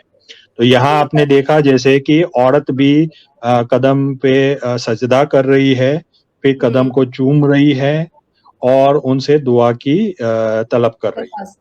तो अच्छा, ये जो ये कदम चीज़ हो बोसी है, मेरा सवाल ये कि ये जो कदम बोसी की जो तकरीब है, इसके क्या पैसे चार्ज किए जाते हैं, क्या फ्री ऑफ कॉस्ट है ये? कुछ-कुछ केसेस में फ्री ऑफ कॉस्ट होती है, जैसे जमात या जमात के आयान जो होते हैं, वो अगर ये ऑर्गेनाइज़ करते हैं पूरे सिटी के लिए, तो वो केस में फ्री होती है। पर अगर आप सैयदना को स्पेशली इनवाइट करते हैं कदमबोसी के लिए, कुछ जगह पे, जैसे आपने ज़ियाफ़त दी है उनको या आपने कुछ छोटा-सा फंक्शन रखा है, जहाँ पे सैयदना को बुलाया जा रहा है, तो वो उसके एक वो जो होती है उसकी जो तरकीब होती है, उसमें वो तरतीब के हिसाब से आपको सैयदना को सलाम करना पड़ता है कि इतने का सलाम किया, तो वो सैयदना कबूल करते हैं। Okay, okay. यानी पैसों का भी मामला होता है और मतलब एक तरह का अपनी इबादत भी करवा रहे हैं और पैसे भी ले रहे हैं, मतलब ज़ुल्म पर ज़ुल्म, मतलब एक तो ज़ुल्म शिर्क का, ऊपर से पैसे लेकर भी ज़ुल्म कर रहे हैं। तेज़ी से चलते हैं अगली स्लाइड की तरफ। आगा खानी मज़हब में आगा खान को नातिक़ कुरान यानी बोलता कुरान बोलते हैं, इसीलिए आम आगा खानी को कुरान से दूर रखा जाता है और उनसे ये कहा जाता है कि तुम्हारे लिए कुरान तुम्हारा इमाम है, वो जो बोलता है उसका जो फरमान है वही कुरान है, क्योंकि वो अल्लाह की तरफ से आता है और वो अपने अल्लाह की तरफ से बोलता है। बोरा मजहब में क्या है? बोहरा में ये है कि बोलता कुरान जो है वो शब्द बहुत बार लिसानुद्दावत में आता है। जो लिसानुद्दावत की जो जितनी भी आप देखेंगे उसके जितने भी वर्सेस लिखे हुए हैं और जो तरतीब से वो ऑर्गेनाइज़ किया हुआ है, तो उसमें बहुत जगह पे आता है कि बोलता कुरान है, मदह में भी आता है। ओके। कदम बोसी फ्री है, कदम करो अंगूठा चूज ना स्पेड। मजाक चल रहा है, काफी लोगों के बेचारों के ईमान दाव पे लगे हुए, आप मजाक में लगे हुए अशरफ साहब। अच्छा, बहुत सारे कमेंट्स हैं, इंशाल्लाह स्क्रीन पर दिखा रही हूँ साथ साथ, क्योंकि मेरे पास टाइम बहुत कम है, पूछना बहुत कुछ है हमें मुफद्दल भाई से। मुफद्दल भाई, ये अगला जो है, मैं जरा ये कमेंट हटा देती हूँ। आगा खानियों के यहाँ ये कहा जाता है कि असल में वासल हो जाएंगे, जब मरेंगे तो इमाम के अंदर मिक्स हो जाएंगे और फिर वही इमाम हमें आखिरत में बचा लेगा। अगर हम गुनहगार होंगे तो हमें हमारा इमाम सेव कर लेगा। इस तरह का कॉन्सेप्ट क्या दाऊदी बोरा में भी है कि इनको इनके दाई और इमाम बचा लेंगे आखिरत में अजाब से, अल्लाह के गजब से? जी, बिल्कुल। और मुझे तो हँसी आ रही है ये पॉइंट पे कि यहाँ तक होता है कि आप दाई को इतना पैसा देंगे, तो आपको ज़रूर वो जन्नत में लेके जाएँगे। तो ये चीज़ तो बिल्कुल है और इनका ये है कि जब आपको जब वफ़ात होते हैं और जब भी मैयत होती है, तो अंदर कब्र में एक रुकू चिट्ठी लिखी जाती है। वो रुकू चिट्ठी एक जैसे अल्लाह को मैसेज कर रहे हैं कि इनकी सिफ़ारिश कर रहे हैं कि इनकी जैसे सैयदना का नाम लिखा रहेगा और उस पे ये आई थिंक भाई का जो है वो इंटरनेट, अच्छा, बड़े मजे की भाई बात करने वाले थे। रुकू चिट्ठी में दोबारा पूछूंगी तो उनसे। जी ये मुफद्दल तो भाई, आप बिल्कुल आगे। एक ये तो बिल्कुल एक यही बात हो गई कि जैसे उन्होंने ये कहा कि मेरी तरफ से आप जन्नत में जाएँगे। मेरी उँगली पकड़ के आप जन्नत में जा सकते हैं। मेरी उंगली आपने नहीं पकड़ी, मेरा दामन छोड़ दिया, तो आप जन्नत में नहीं जा सकते। मुफद्दल भाई, ये अच्छा, रुकू ये चिट्ठी अब यहाँ कौन पे है? ये चीज आपको बता दूं कि ये जो रुकू चिट्ठी होती है उसकी रजा मंगवानी पड़ती है। अगर उन्होंने रजा नहीं दी तो रुकू चिट्ठी नहीं देते हैं, और रुकू चिट्ठी के बिना जो वहाँ के लोकल हमारे जो आमिल साहब होते हैं, वो आमिल वहाँ पे परमिशन नहीं देंगे दफन करने की, जब तक रुकू चिट्ठी लेके नहीं आएंगे। अच्छा, एक चीज अब मैं जरा, क्योंकि मैं बहुत ही डफर स्टूडेंट हूँ यानी पहले अगर कोई इंतकाल कर जाता है तो उसके लिए एक रुकू चिट्ठी यानी कि एक तरह का लेटर होता है, और वो लिखा किसके नाम जाता है? अल्लाह के नाम। जी बिल्कुल। और उसमें ये लिखा जाता है कि दाई का नाम लिख के कि आप इसको बख्श दो, और दाई ने और परमिशन दे दी है। दाई ने परमिशन दे दी है कि ये बंदा हमारा है और ये बंदे को बख्श दो और इनके हाँ, गुनाह माफ कर दो। और वो चिट्ठी लेने के लिए भी पहले दाई से जाके परमिशन लेनी पड़ती है। जी बिल्कुल। तो ये परमिशन का सिलसिला जो है वो बहुत ही टफ है बोराज हाँ, में। तो आप समझ सकते हो कि बाकी सब जो लाइफ साइकिल में होता है, जैसे बच्चा पैदा हुआ तो उसका बहुत सहला इजी होता है, बहुत सहल होता है कि अच्छा ठीक है, हमने अपने खुशी की तो रजा मंगा ली, ये कर दी। पर अगर आप देखेंगे कि जो मौत के वक्त होता है, जो पूरा सिस्टम बनाया गया है इन लोगों ने कि आपको पहले रजा लेनी है, जब मैयत हो गई है आपके घर में किसी की, तो आपको रजा मंगवानी है। और उनकी रजा का मतलब ये है कि आप पूरा जो आपका क्लियरेंस, जैसे सबील होती है, अगर सबील नहीं भरी है, या हक्कुन नफ्स करके एक तरह का टैक्स होता है, वो आपने नहीं भरा है, जिसकी मैयत हो गई है, वो उनसे वसूली जाती है और तभी उनको रजा मिलती है। और अगर उन्होंने पैसा देने से इनकार कर दिया, जैसे 21,000 रुपए तो खाली कब्र के लेते हैं, जो एक अमाउंट, फिक्स अमाउंट है, उसके अलावा बहुत सारे टैक्स लिए जाते हैं और जगह के भी पैसे लिए जाते हैं। तो आप पूरा जोड़ सकते हो कि एक बहुत बहुत बड़ी अमाउंट हो जाती है फॉर अ कॉमन मैन, जो एवरेज बोरा होता है उसके लिए, कि आपसे पूरा लिया जाता है और उसके बाद ही आपको रजा मिलती है। नहीं तो वो दफन करने के लिए भी रेडी नहीं होते कि हम आपको यहाँ पे आपको ये जो मैयत हो गई है उसको दफनाने नहीं देंगे। मैं ना, जितनी देर आप बोल रहे थे ऑडियंस को आवाज नहीं आई कि I was banging my head on the wall. यानी कि इतना बुरा हाल कि वो जो मर गया है वो आदमी, उसका सोग मनाएंगे उसके घर वाले, उसका पिछला सारा कर्ज जो है वो उतारेंगे। अगर वो कर्ज ना उतारा तो उनको सारी उम्र ये लगा रहेगा कि जी रुकू चिट्ठी दिए बिना ही चला गया, अब वो लटक रहा होगा ऊपर आसमान पे।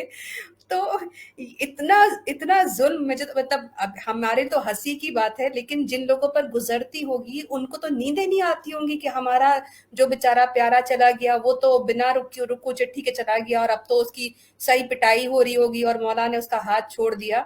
बिल्कुल। अस्तगफुरुल्लाह, बहुत बहुत ही, मतलब मैं अच्छा, कहती यहाँ पे एक और बात कर दूं आपको अलीना सिस्टर, कि हूँ। अगर जब जितना टाइम तक उनका पूरा सेटलमेंट नहीं होता, जैसे ये होता है कितने केसेस में कि इनके दो आदमी गए वहां पे, उनको बहुत उनको समझाया, फिर भी रेडी नहीं हुए, तो समझो कि सुबह में किसी की मैयत हो गई है तो उसको अगले दिन दफन करना है या अगले फजर में दफन करना है, ऐसा कुछ है सिस्टम।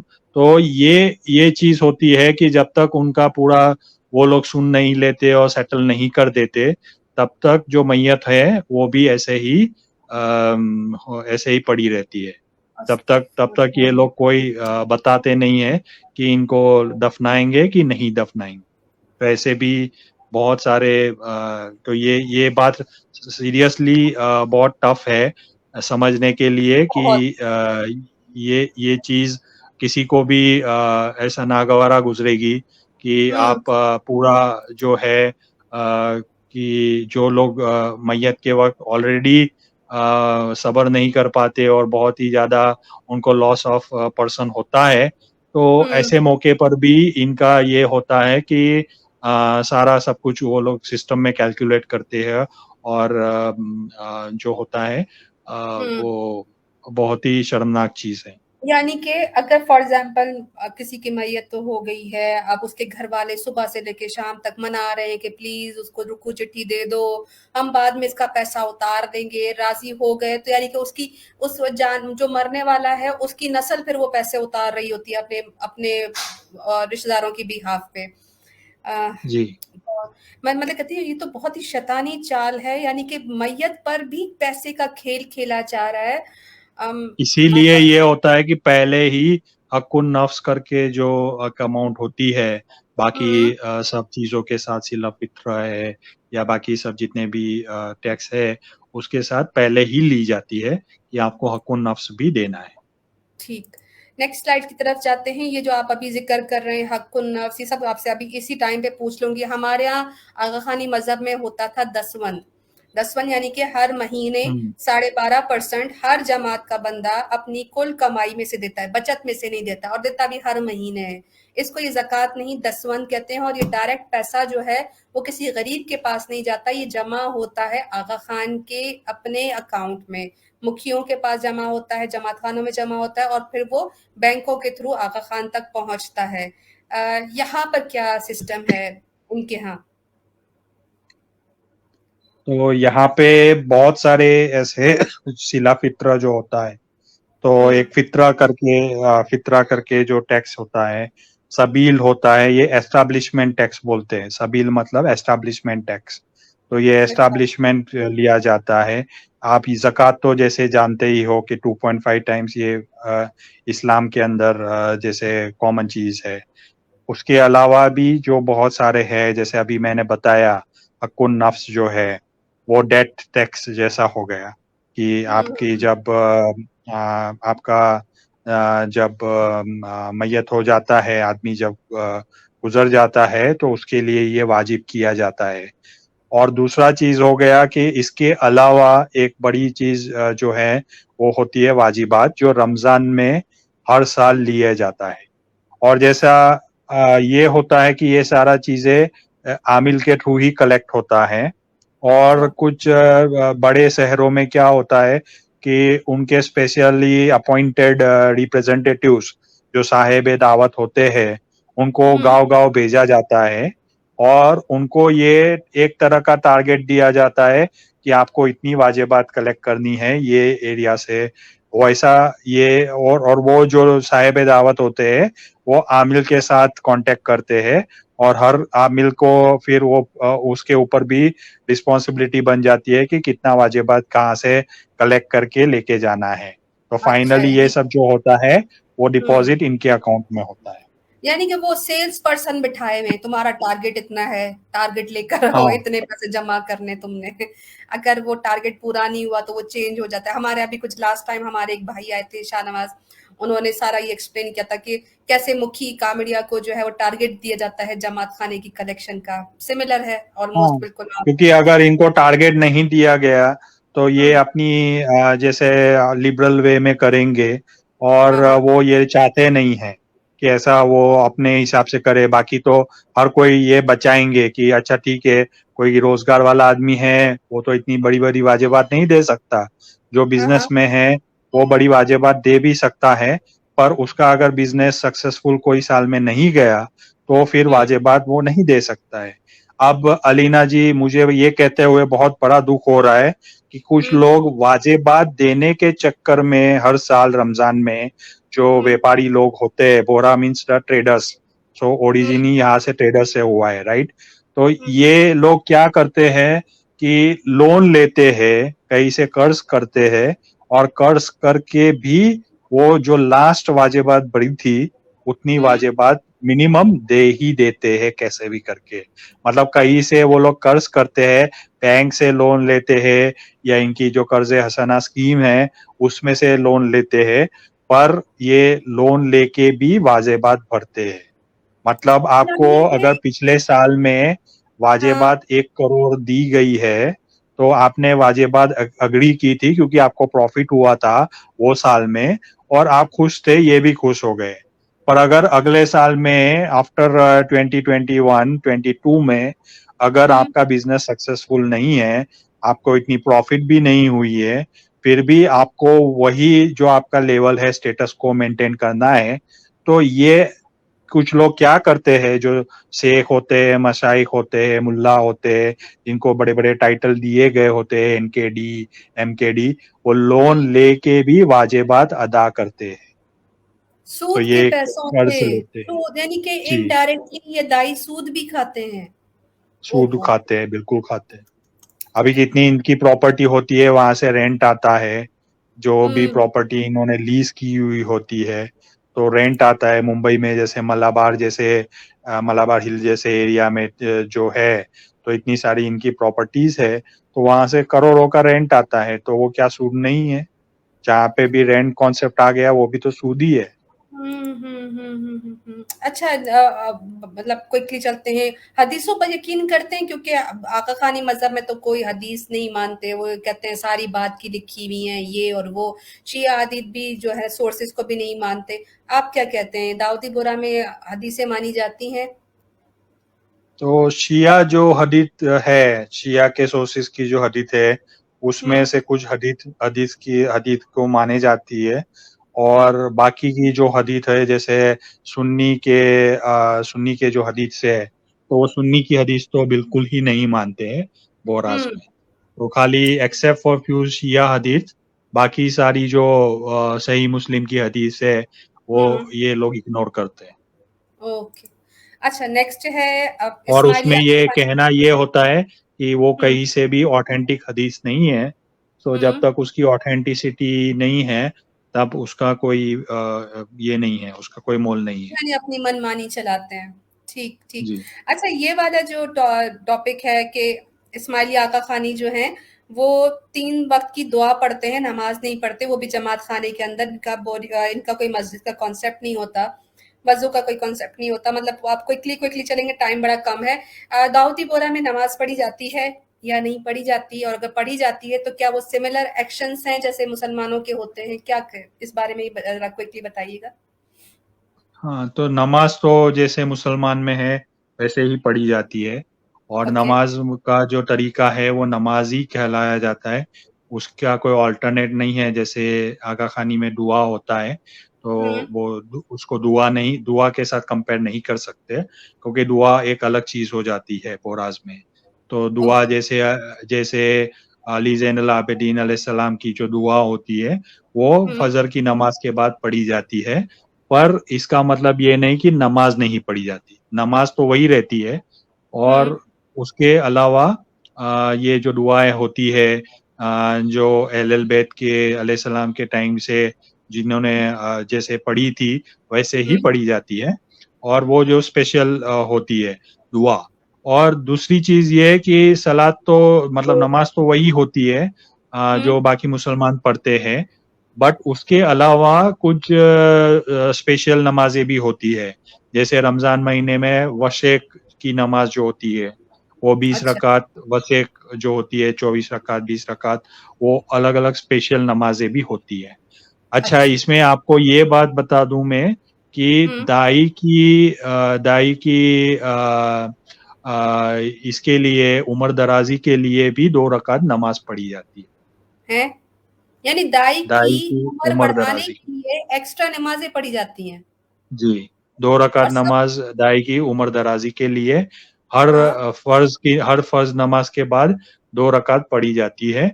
ये आप कोई भी मस्जिद में जाएंगे या इवन बोहराज जो घर में नमाज पढ़ते हैं, तो हाँ, आप ये देख सकते हैं कि वो लोग हर हर नमाज के बाद, हर फर्ज नमाज के बाद 2 रकात नमाजें पढ़ते हैं एक्स्ट्रा, जो दाई की उम्र बढ़ाने के लिए। उम्र दराजी लेकिन के दाई लिए, तो फिर उम्र भी मर दराजी के जाता लिए। है। दाई तो फिर भी मर जाता है।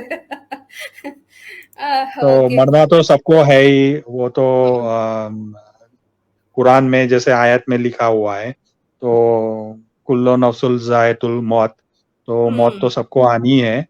तो ये चीज तो पता नहीं है लेकिन कि लेकिन कैसे। मुफद्दल भाई, इतनी बड़ी जमात है, हर बंदा अगर हर नमाज के बाद मतलब हर नमाज 5 नमाजें मल्टीप्लाई बाय 5 टाइम्स 2 रकात करके हर कोई पढ़ रहा है कि उसकी उम्र दराज हो जाए, उम्र दराज है, तो उसको तो जी। मरना ही नहीं चाहिए उसको तो मरना ही नहीं चाहिए। और हमारे ये बिल्कुल माइक पे अनाउंस होता है हुँ, कि 2 रकात उम्र दराजी की पढ़े, और जो सब सब दई सैयदना के लिए पढ़ी जाती है। ऐसा नहीं है कि खाली एक सैयदना के लिए पढ़ी जाती है, और हुँ। जो गुजर गए हैं सैयदना उनकी मगफिरत के लिए पढ़ी जाती है।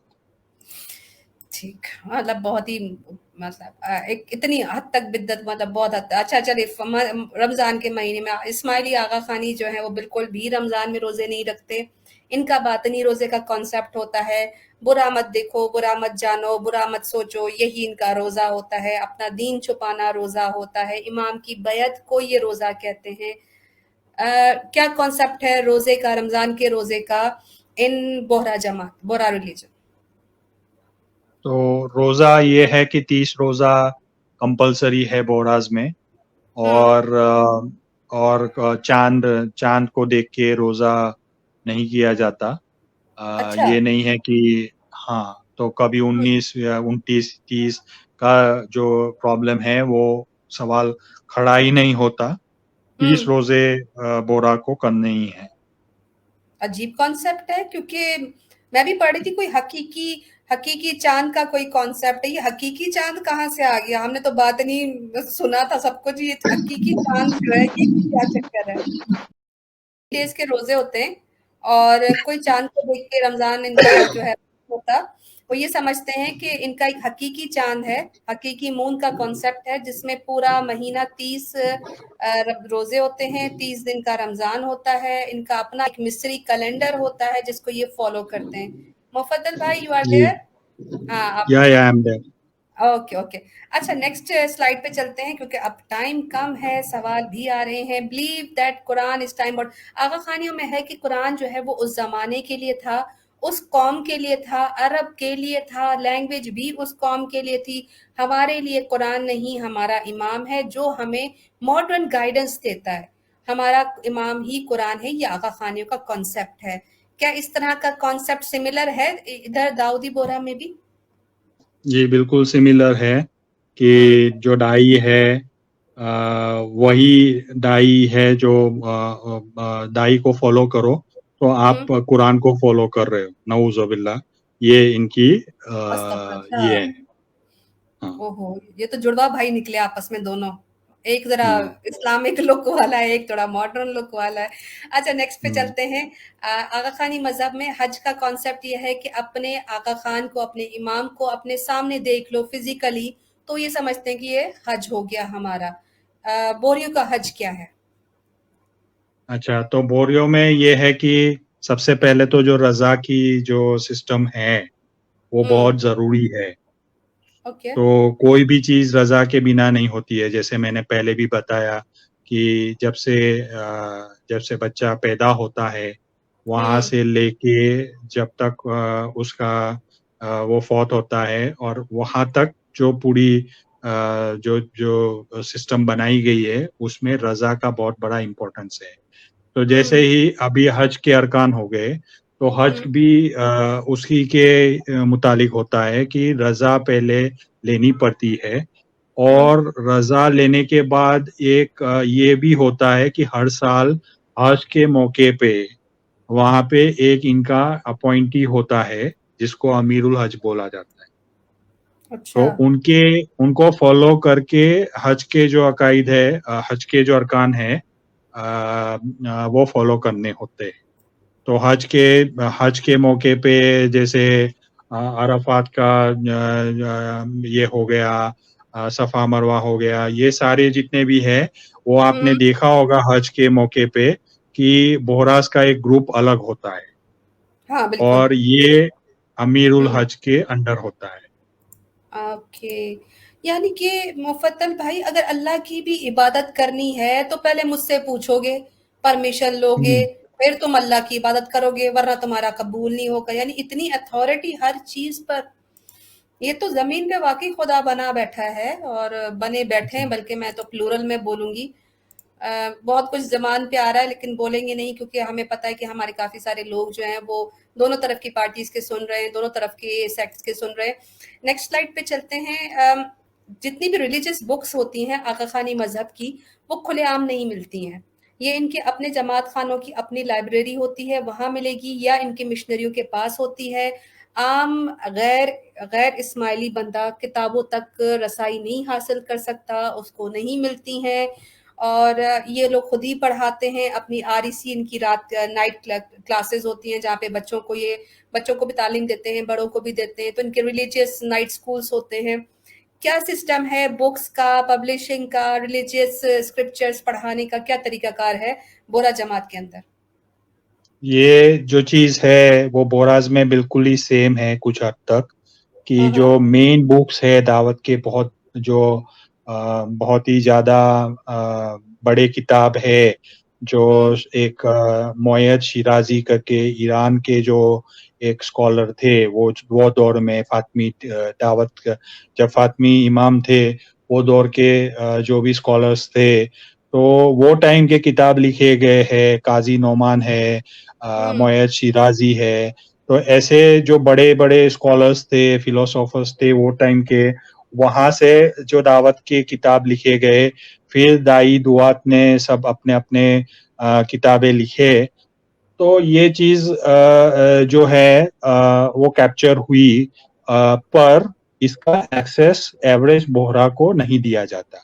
नहीं दिया ये जाता। होता है कि सबक पढ़ाते हैं, और सबक में आपने अगर सवाल कर लिया इसके मुताले कि आपने पूछ लिया कि अच्छा आप मेरे को इख्वानुस सफा से ये रेफरेंस दीजिए कि इसमें क्या लिखा है, इसका ये क्या मायना होती है, तो आपको वो नहीं दिया जाता है। तो मैंने पर्सनली भी बहुत सारे सबक अटेंड किए हैं, और मुझे ये बिल्कुल बात नागवारा गुजरी कि आप जब कुछ सवाल कर देते हो तो आपको चुप करा दिया जाता है, और आपको बोला जाता है कि इसमें जाहिर बात इनका डिफरेंस है। ऐसी थियरी बनाई जाती है, जाहिर में कुछ और है और बातिन में कुछ और है। ऐसे ऐसे कॉन्सेप्ट जो होते हैं वो पढ़ाए जाते हैं। अब ये जानने की बहुत जरूरत है कि ये जो एवरेज इसके इदारे हैं, जैसे जामिया है, एजुकेशन के इदारे है, जैसे जामिया है, ये एक बहुत बड़ा इदारा है एजुकेशन का। तो हब है, इसके अंदर कितने बच्चे पढ़ते हैं, कितने तलबत होते हैं, तलबुल इल्म होते हैं जो पढ़ते हैं, और उसमें एक पूरा जो भी 10 तक क्लासेस होते हैं या 12 क्लासेस होते हैं एवरी ईयर, ऐसा इनका ये होता है। तो उसमें भी ये होता है कि उनको परमिशन लेनी पड़ती है कुछ कुछ किताब पढ़ने की, और ऐसा कोई लाइब्रेरी नहीं है जहाँ पे ऐसा इजीली एक्सेसिबल होता है। बिल्कुल सिमिलर है, बहुत ज़्यादा सिमिलर है। अच्छा, दूसरा हम लोग अपनी ऑडियंस को ये भी बताते चलें कि इंशाल्लाह कंप्लीट वेब सीरीज चलेगी दाऊदी बोरा पर, और हमारे मुफद्दल भाई अपनी कीमती टाइम में से, अपनी मसरूफ ज़िंदगी में से, अपनी जमात की इस्लाह के लिए, हम सब की इस्लाह के लिए और अवेयरनेस फैलाने के लिए एक कंप्लीट सीरीज करेंगे। 30 मिनट्स की एपिसोड्स होंगी इंशाल्लाह, और एक एक टॉपिक को कंप्लीटली एक्सप्लेन किया जाएगा फ्रॉम A to Z, 0 से लेके ऑनवर्ड्स, जितना भी उसमें इंफॉर्मेशन होगा।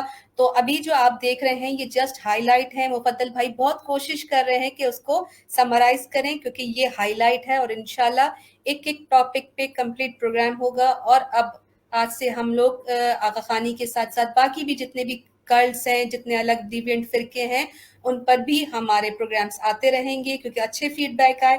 क्विकली चलते हैं नेक्स्ट स्लाइड की तरफ। यहाँ पर है अब ये जरा, मतलब हमें तो पता है कि आगा खान जो है वो दुनिया के बहुत अमीर तरीन लोगों में शुमार होते हैं, और कुछ उनके पीछे लोग लगे, ऑडिट लगे, कुछ उनकी बीवियों के जब डाइवोर्सेस उनके साथ हुए, बच्चों के साथ इनके मिसहैप्स हुए, चीज़ें भी बहुत जल्दी जल्दी ये बाय करते हैं। तो फोर्ब्स ने आगा खान की जो है वो तकरीबन कोई 8 साल पहले की इनकम बताई थी 13 बिलियन, जो कि अब 17 बिलियन US$ हो गई है। कुछ इनका पता है या अभी भी ये अनडिस्क्लोज है, कुछ पता नहीं है कि इनका कितना है दाइयों के पास पैसा? तो आज के जो अभी 53rd दाई है मुफद्दल सैफुद्दीन, सैयदना मुफद्दल, तो एक तरह से आप देखे जाए तो इनका जो वैल्यूएशन है नेटवर्थ का, वो कैलकुलेट करना आई डोंट थिंक कि किसी ने कुछ उसका कुछ अमाउंट होगा, क्योंकि ये billions and billions of dollars में होगा। और ये मेरे ख्याल से कोई एक फिक्स अमाउंट हो कोई बता नहीं सकता कि इनकी आज की तारीख में नेटवर्थ क्या है। न तो कोई अच्छा। फोर्ब्स ने बताया है, न तो कोई और रिसर्च हाउस ने ऐसा कुछ आज तक डिक्लेयर किया है कि इनकी नेटवर्थ कितनी है, but it will be running into billions of dollars. जाहिर सी बात है, जब मुर्दे के भी खाल खींच के पैसे ये लोग ले लेते हैं तो फिर तो ये आगा खान को भी आई एम श्योर के क्रॉस कर गए होंगे। लेकिन इतने ये लोग मतलब मास्टरमाइंड है कि आप सोचे कि इनका इनका नेटवर्थ ही नहीं पता। मतलब बहुत ही कंसीलिंग में भी ये बहुत ज्यादा तेज है। मैं तो अभी थोड़ा सा अगर रेटिंग करना चाहूँ तो अभी तक मेरे ख्याल से बोरी जमात के जो दाई हैं वो ज्यादा मतलब चालाक हैं और मास्टरमाइंड है अपने कल्ट चलाने में। करप्शन केसेस पे आ जाते हैं। आगा खान के ऊपर बहुत सारे करप्शन केसेस चले, पानामा लीक, पैराडाइज पेपर, उसके अलावा इनके साथ जो है वो बहुत सारे लॉसेस और इनके नाम कई जगह अभी रिसेंटली युगांडा की कंट्री ने इनके ऊपर केस किया करप्शन का।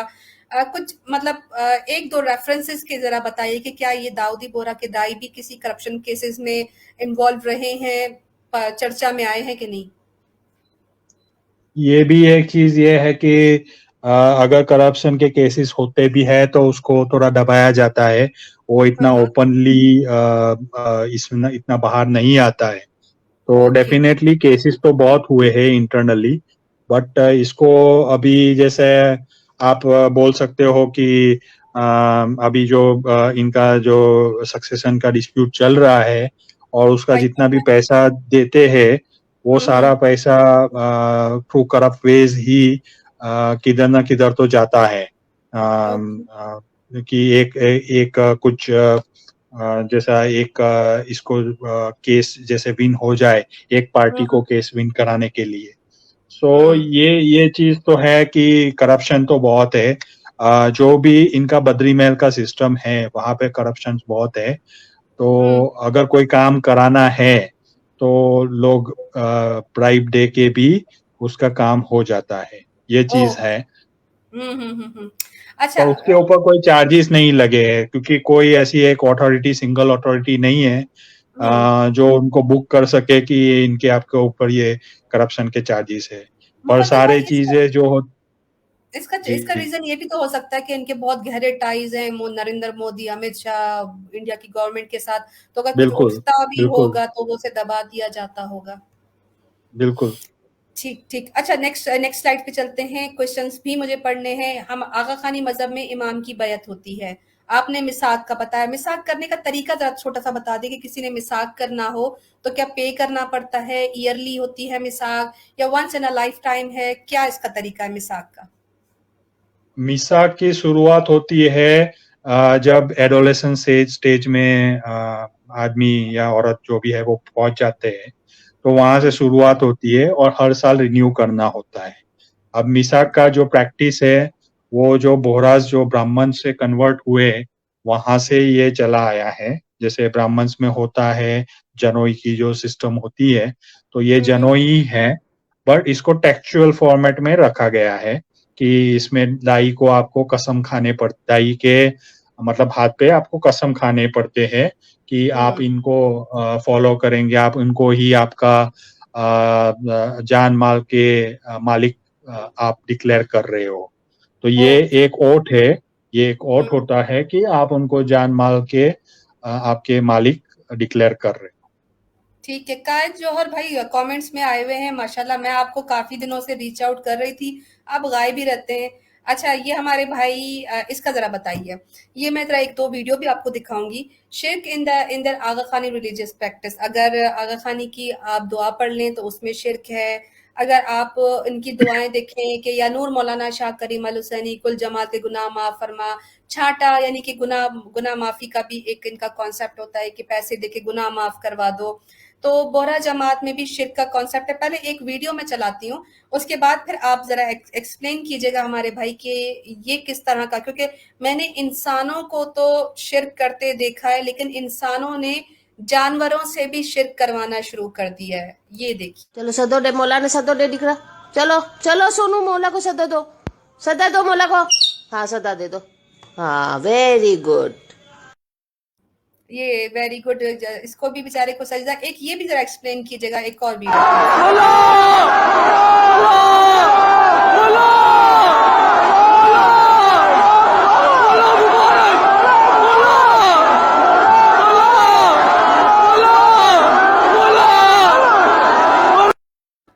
मुफद्दल भाई, ये हाथ जोड़ के मौला मौला चीख रहे हैं, ये क्या, ये कौन सा इनका इवेंट है? जरा इसको भी एक्सप्लेन कीजिएगा।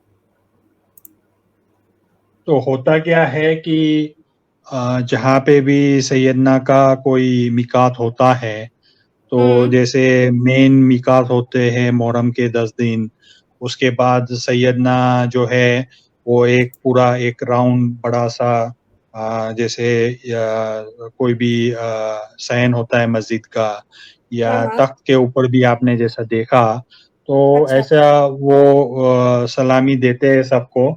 तो ये चीज है कि बोहराज के अंदर हाथ जोड़ के जैसे सैयदना के गुलाम है, अब्दे सैयदना है, तो उनसे उनके आगे हाथ जोड़ के ऐसे खड़े रह रहे। तो ये चीज है। ठीक, और ये चीज आप खाली मस्जिदों में नहीं देखेंगे, ये चीज आप रास्ते पे भी देखेंगे, यही चीज आप रेलवे स्टेशनों पे देखेंगे, एयरपोर्टों पे देखेंगे, तो ये चीज हर जगह पे होती है। ठीक, शेख तो हमने देख लिया। मनी मैटर्स इन आगा खानी तरीका, हर चीज के लिए पैसा है। आगा खानी मजहब के लिए आपने दुआ करावी है, छांटा है, अव्वल सुफ्रो नांदी यानी कि पैसा, फूड ऑक्शन, हर चीज में पैसा इन्वॉल्व है। दसोंद हर महीने है। उसके अलावा अलग कलेक्शंस भी होती हैं, दाऊदी बोरा में भी होती हैं। लेकिन उसके लिए एक छोटी सी वीडियो, क्योंकि ये एक इनके ही एक इंडिया की न्यूज एजेंसी है, उसने ये रिपोर्ट बनाई है। जरा 1 मिनट की है, इसको जरा देखिएगा। इंशाल्लाह फिर आपसे मैं मस्जिद शायद इसके पीछे मंशा यही रहती होगी कि मौला कहीं रोकड़े वाले घर को चूक कर ऐसी जगह ना पहुंच जाए जिसकी छदाम देने की भी औकात ना हो। मौला के कदमों में तो दौलत ही दौलत है, जहाँ भी जाते हैं बोहरा कौम की दौलत खींच लेते हैं। हालात यहाँ तक हो जाते हैं कि नोटों की गड्डियां गिनने के लिए उन्हें अपने बंदे अलग से बैठाने पड़ते हैं। वजह यही है कि मौला शायद दौलत की भाषा ही जानते हैं, इसीलिए वे गली गली में रुपया इकट्ठा करने के लिए पैदल घूम रहे हैं। सैयदना का अपना कानून है, जहां दबी जुबान से यह भी कहा जाता है कि शरीयत के कानूनों को भुलाकर अपने कानून बना लिए, और ये कानून दुनिया भर की उनकी दुकानों यानी शाखाओं में कौम के ग्राहकों को लूटने के काम आते हैं।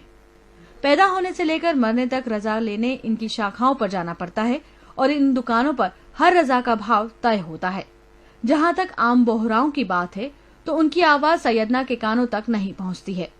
वे जहां से भी गुजरते हैं, वहां कट्टरपंथी सीख के तले आम बोहरा मौला मौला कहकर उन्हें पुकारते हैं, परंतु मौला को तो सिर्फ दौलत की भाषा ही समझ में आती है। वे एक नजर उठाकर भी नहीं देखते। शीशा बंद कार में बंदों की आवाज मौला के कानों में नहीं पड़ती।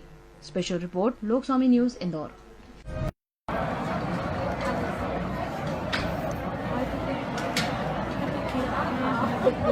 That's it. There's like it means something, yeah, but they do something for the kid. In the back. There's an orange tree. The theme is we're all orange.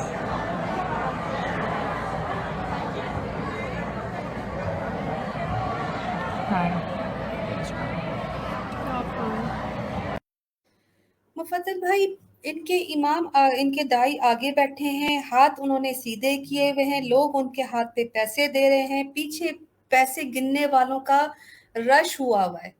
इतना पैसे का इन्वॉल्वमेंट आप जरा थोड़ा सा एक्सप्लेन कीजिए, क्योंकि आप ऑलरेडी बता चुके हैं कि हर चीज पर पैसा है, लेकिन फिर भी एक इन शॉर्ट, कितना मनी मैटर्स इन दाऊदी बोरा? जी, ये बिल्कुल नजराना जैसा है। जैसे नजराना दे रहे हैं, वैसे इनको इनका सलाम होता है, नजवा होता है। तो बहुत सारे ऐसे जो फंक्शंस होते हैं, बहुत सारे प्रोग्राम्स होते हैं, उनके बाद उसके बाद वो अनाउंस करते हैं कि आपको इतने नजवा रेडी रखना है या आपको इतना सलाम देना है। तो ये चीज वही हो रही है कि लोग अपने एनवेलप्स लेके रेडी रहते हैं, और एनवेलप भरे रहने चाहिए, और भरे हुए एनवेलप जब देते हैं तो उनका एक पूरा एक ऑर्गेनाइजेशन बना रहता है, उनका एक तरतीब बना रहता है कि उसको गिनने वाले होंगे, उनको कलेक्ट करने वाले रहेंगे, फिर उसको पीछे गिनने वाले रहेंगे। तो ये एक पूरा ये जो दिख रहा है वीडियो में, तो ये यही हो रहा है कि लोगों के पास से कवर लिए जाते हैं और कवर के लिए पहले ही अनाउंसमेंट हो जाता है कि आपको फाकिर रकम रखनी है कवर के अंदर। अब ये चीज बहुत कॉमन हो गई है आज के जमाने में। जो सैयदना बुरहानुद्दीन के टाइम से अगर आप ये इनका दौर देखेंगे तो ये हर मिकात पे बताया जाता है, एग्रेसिवली बताया जाता है through all the medium, social media पे भी, या फिर आपको जो ITS का एप्लीकेशन है उसमें भी, या आपको जो मेल आते हैं उसमें भी बताया जाता है कि आपको फाकिर रकम लेके नजवा, सलाम ये सब आना है। सही। कितना कंट्रोल रहता है जमात खाने का, ये तो हम सब जानते हैं, जो भी यहाँ पर मौजूद हैं, आगा खानी भी हैं, गैर आगा खानी भी हैं, हर चीज़ का जो है वो अभी सर्वे चला, जमाती सर्वे, कितना कमाते हो, कितना देते हो, किस तरह सेलिब्रेशंस में आना है, क्या तरतीब रखनी है, बैंड्स होते हैं, प्रॉपर कंट्रोल किया जाता है आगा खानी जमात में। दाऊदी बोरा का जो दाई है वो अपनी जमात को अब किस हद तक कंट्रोल में रखता है, उनकी किन किन चीजों पर कंट्रोल रखता है, जरा ये पॉइंट से बताइए, ताकि अब इंशाल्लाह हम क्वेश्चंस की तरफ जाएंगे इस स्लाइड के बाद। जी, सो अलीना सिस्टर, इसमें ये है कि जितने भी ट्रस्ट बने होते हैं उसके सोल ट्रस्टी जो है वो एक ही पोजीशन है जो दाई है।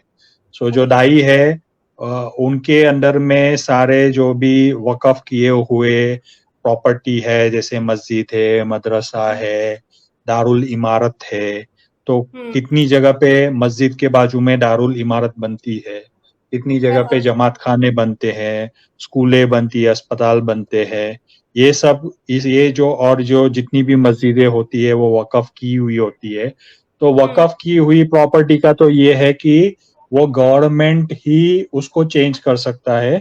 गवर्नमेंट के अलावा as per the supreme court का लॉ जो है, लॉज ऑफ लैंड के हिसाब से, जब तक गवर्नमेंट लेके उसको डिसाइड नहीं करता कि उसको क्या बनाना चाहिए, क्या करना चाहिए, तब तक कोई भी प्रॉपर्टी के वक़फ़ प्रॉपर्टी के ऊपर अलाउड नहीं है।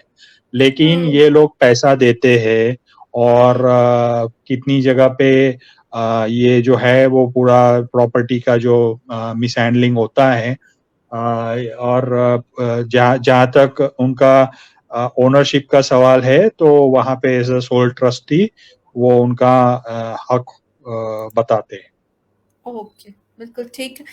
लिंक जो है वो ओपन कर दिया गया है, ज्वाइन कीजिए, सिर्फ क्वेश्चन कर सकते हैं और क्वेश्चन रिलेटेड टू टॉपिक होगा। इसके अलावा हम कोई भी इस चीज़ में जो है वो आपका ऑलरेडी हमारा टाइम जो हमने सेट किया था 1 आवर सेट किया था, अल्हम्दुलिल्लाह इतनी ज़्यादा इन्फॉर्मेशन है कि अभी भी ऐसा लगता है काफ़ी सारी चीज़ें रह गई हैं पूछना, लेकिन इंशाल्लाह इन फ्यूचर मुफद्दल भाई से जो है वो हम उनको दोबारा तकलीफ देंगे, दोबारा उनसे कहेंगे कि हमारी रहनुमाई के लिए, बाकी सारी जमात के, अपनी जमात के दावत के लिए। यहाँ पे मुफद्दल भाई एक आखिरी आपसे रिलेटेड टू प्रोग्राम, आपकी जमात काफ़ी हद तक अभी आज सुन रही है, तकरीबन 14 ग्रुप थे हमारे पास दाऊदी बोरा जमात के, जहाँ पे बहुत ज़्यादा तादाद में दाऊदी जमात के लोग शामिल हैं। क्या मैसेज देंगे उनको आज के प्रोग्राम के बाद, और आगे फ्यूचर में भी आप उनको किस तरह अपने प्रोग्राम्स देखने के लिए इनवाइट करेंगे? तो जहाँ तक मैं जानता हूँ कि काफ़ी बोरास को ये नॉलेज है ही नहीं, बिल्कुल भी नॉलेज नहीं होता है कि एक्चुअली दावत का सिस्टम क्या है, किताबों में क्या लिखा गया है, जो दावत के मेन हुकूक है, मेन जो किताबें है, जैसे मैंने बताया मोयद शिराजी, उनके टाइम के जो किताब थे, काजी नोमान के इख्वानुस सफ़ा है, वो ये चीज़ें का जानना और उसका उसके थ्रू इनके क्लेम्स जो है उसको वेरीफाई करना बहुत ज़रूरी है। जो एवरेज बोरा कभी करता नहीं है। तो मेरा यही है कि मैसेज यही है कि लोग सवाल करे, लोग उनको जैसे कोई एक कोई सिस्टम बनाए, प्रोटेस्ट करे, जहाँ पे उनको क्लेम दे और उनको मतलब ये किताबों का एक्सेस के हवाले किताबों का एक्सेस दे, उनके हवाले से फिर वो लोग उनका क्लेम जो है उसको वेरीफाई करे। तो अभी जैसे सक्सेशन का डिस्प्यूट चल रहा है, ऐसे और कोई भी कुछ इशू हो जाएगा, तो ये तो क्या है कि ओपन एंडेड हो गया कि इसका ये तो कभी भी कुछ भी हो सकता है। तो इससे बेटर है कि जब बोहरा का वही बोहरा मसलक में रहना है और उसी में उनके अकायद है, तो वो क्यों ना जान ले कि ये आपका जो दावत की किताब है उसमें क्या लिखा गया है, और ये सवाल करे। बेसिकली मैसेज यही है कि वो लोग सवाल करे। सवाल ठीक, बहुत शुक्रिया। क्विकली से पहले पैनलिस्ट अभी जरा एक थोड़ा सा 2-3 मिनट थे हमें, जब तक हम क्वेश्चंस जो हमारे ऑडियंस ने बड़ी मेहनत से लिखे पहले उनको एड्रेस करते हैं। What is ITS card? ITS card already Mufaddal भाई बता चुके हैं। ITS कार्ड इन शॉर्ट ये किस चीज का एब्रीविएशन है मुफद्दल भाई? ITS इसको बोला जाता है ये इनका कोई मतलब एंट्री कार्ड होता है जिसके बिना ये लोग एंटर नहीं हो सकते? आइडेंटिटी कार्ड है ये, जैसा आपका गवर्नमेंट के आईडी कार्ड होते हैं वैसे ही ये आईडी कार्ड है। ओ ITS कार्ड है, ठीक है। अच्छा, नेक्स्ट क्वेश्चन किसने किया है? आगा खान इज़्म एक्सपोज्ड हमारा दूसरा चैनल है, इसको जरूर सब्सक्राइब कीजिए ताकि इन केस कभी हमारे चैनल पर वार हो जाए। उसको बोला है ITS का मतलब है इदारातुत तारीफुल शख्सी, मतलब उसकी आइडेंटिटी। अच्छा, उर्दू का एब्रीविएशन इंग्लिश में बनाया है, कितने इदारातुत तारीफुल शख्सी। ओके। अच्छा, one question, do Bohra talk to each other while praying सलाह? Is that true? क्या ये कोई रूमर है, क्या है? मतलब ये कह रहे कि क्या सलाह के बीच आपस में बात भी करते हैं, या बिल्कुल जैसे हमारे यहाँ होता है कि नमाज में बिल्कुल भी बात नहीं कर सकते किसी से भी? एक क्वेश्चन है, पता नहीं अब इसका कहाँ से उन्होंने पूछा है। तो बात कर सकते हैं सलाह के बीच बोरा जमात आपस में एक दूसरे से? नहीं कर सकते। नहीं कर सकते, ठीक है। क्विक आंसर्स देने हैं क्योंकि हमारे, is that true that Bohra community are not suppose to interpret Quran? क्या ये सही है कि बोरा कम्युनिटी को अलाउ नहीं है कुरान को समझ के इंटरप्रेट करते हुए पढ़ना? जी, इसका जवाब। हाँ, जैसे सैयदना तो यही प्रोपोगेंडा चलाते हैं कि आप कुरान को हिफ्स करो, आप उसका तर्जुमा में मत जाओ। तो ये चीज जो है कि बच्चों को भी जैसे पढ़ाया जाता है तो यही पढ़ाया जाता है कि पूरा जो एजुकेशन सिस्टम है यही बोलता है कि आपको हिफ्स करना है, जबकि आपको ये नहीं बताया जाता कि आप उसका कुरान के मायने समझे। ओके, मुफद्दल भाई चले गए, आई थिंक उनका फिर वो इंटरनेट का आ गया। जी जी, तो ये समझ के नहीं पढ़ना ये होता, बात सही है कि रट्टा करवाना होता है, रट्टा करते जाओ। ओके ओके, यानी कि सिर्फ उसको रट लो और इतना टाइम उसी में लगा दो कि तुम्हें कुछ और सोचने समझने का मौका ना मिले, या तुम कुरान को तर्जुमे से ना पढ़ो। हाफिज बहुत ज्यादा होते हैं मुफद्दल भाई बोरा जमात के अंदर? होते हैं जी, बिल्कुल होते हैं। अच्छा, ये नेक्स्ट क्वेश्चन मुझे समझ नहीं आ रहा लेकिन फिर भी पढ़ देती हूँ। इज खांटा is still into practice in present जमात? समझ आया मुफद्दल भाई, वरना लीव कर देते हैं। खांटा कोई चीज है क्या? आई थिंक नहीं है। खांटा नहीं समझ में आया। ओके, जाने दे।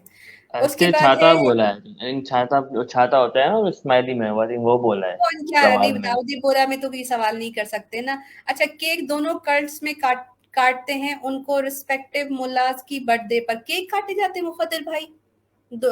जी बिल्कुल काटे जाते हैं, दाइयों के मिलाद के ऊपर बिल्कुल काटे जाते हैं केक, और दाई के मिलाद जी, और इंग्लिश मिलाद भी सेलिब्रेट होती है, और जो मिस्री कैलेंडर के हिसाब से जो डेट होती है बर्थडे की वो भी सेलिब्रेट होती है।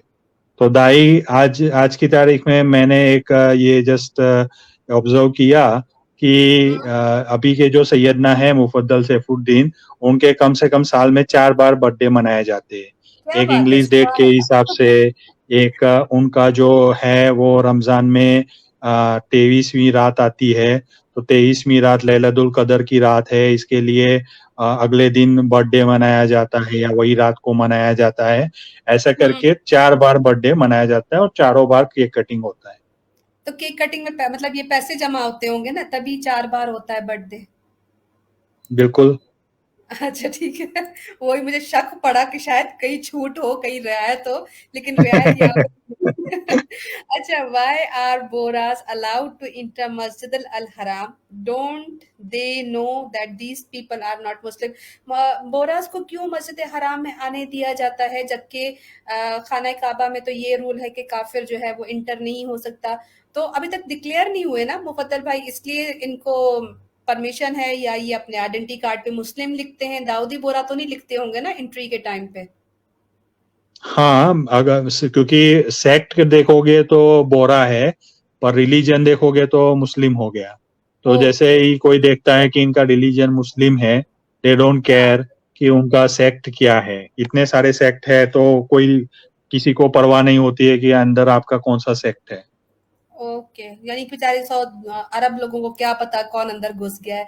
What is the total of Bohras followers around the world? है कोई मतलब कोई कंसेंसस हुआ है, कोई स्टैट्स हुआ है मुफद्दल भाई इन लोगों का? कितने बहुत लोग हैं बार ये? कंसेंसस हुआ है और ये हाँ। ड्विंडलिंग नंबर्स है। तो अभी ये हम्म। नंबर्स ड्विंडलिंग कर रहे हैं। पहले के कंसेंसस के हिसाब से देयर वाज 1 मिलियन बोरास, जिसके हाँ अंदर हाँ। से let's say half million Boras के आईटीएस के अंदर थे, मतलब आईटीएस कार्ड जिसके बने हुए हैं। ओके। तो मेरे ख्याल से हाफ मिलियन पॉपुलेशन जो है हम्म। वो आज की तारीख में एग्जिस्ट करता है with in the control of the Syedna. Okay.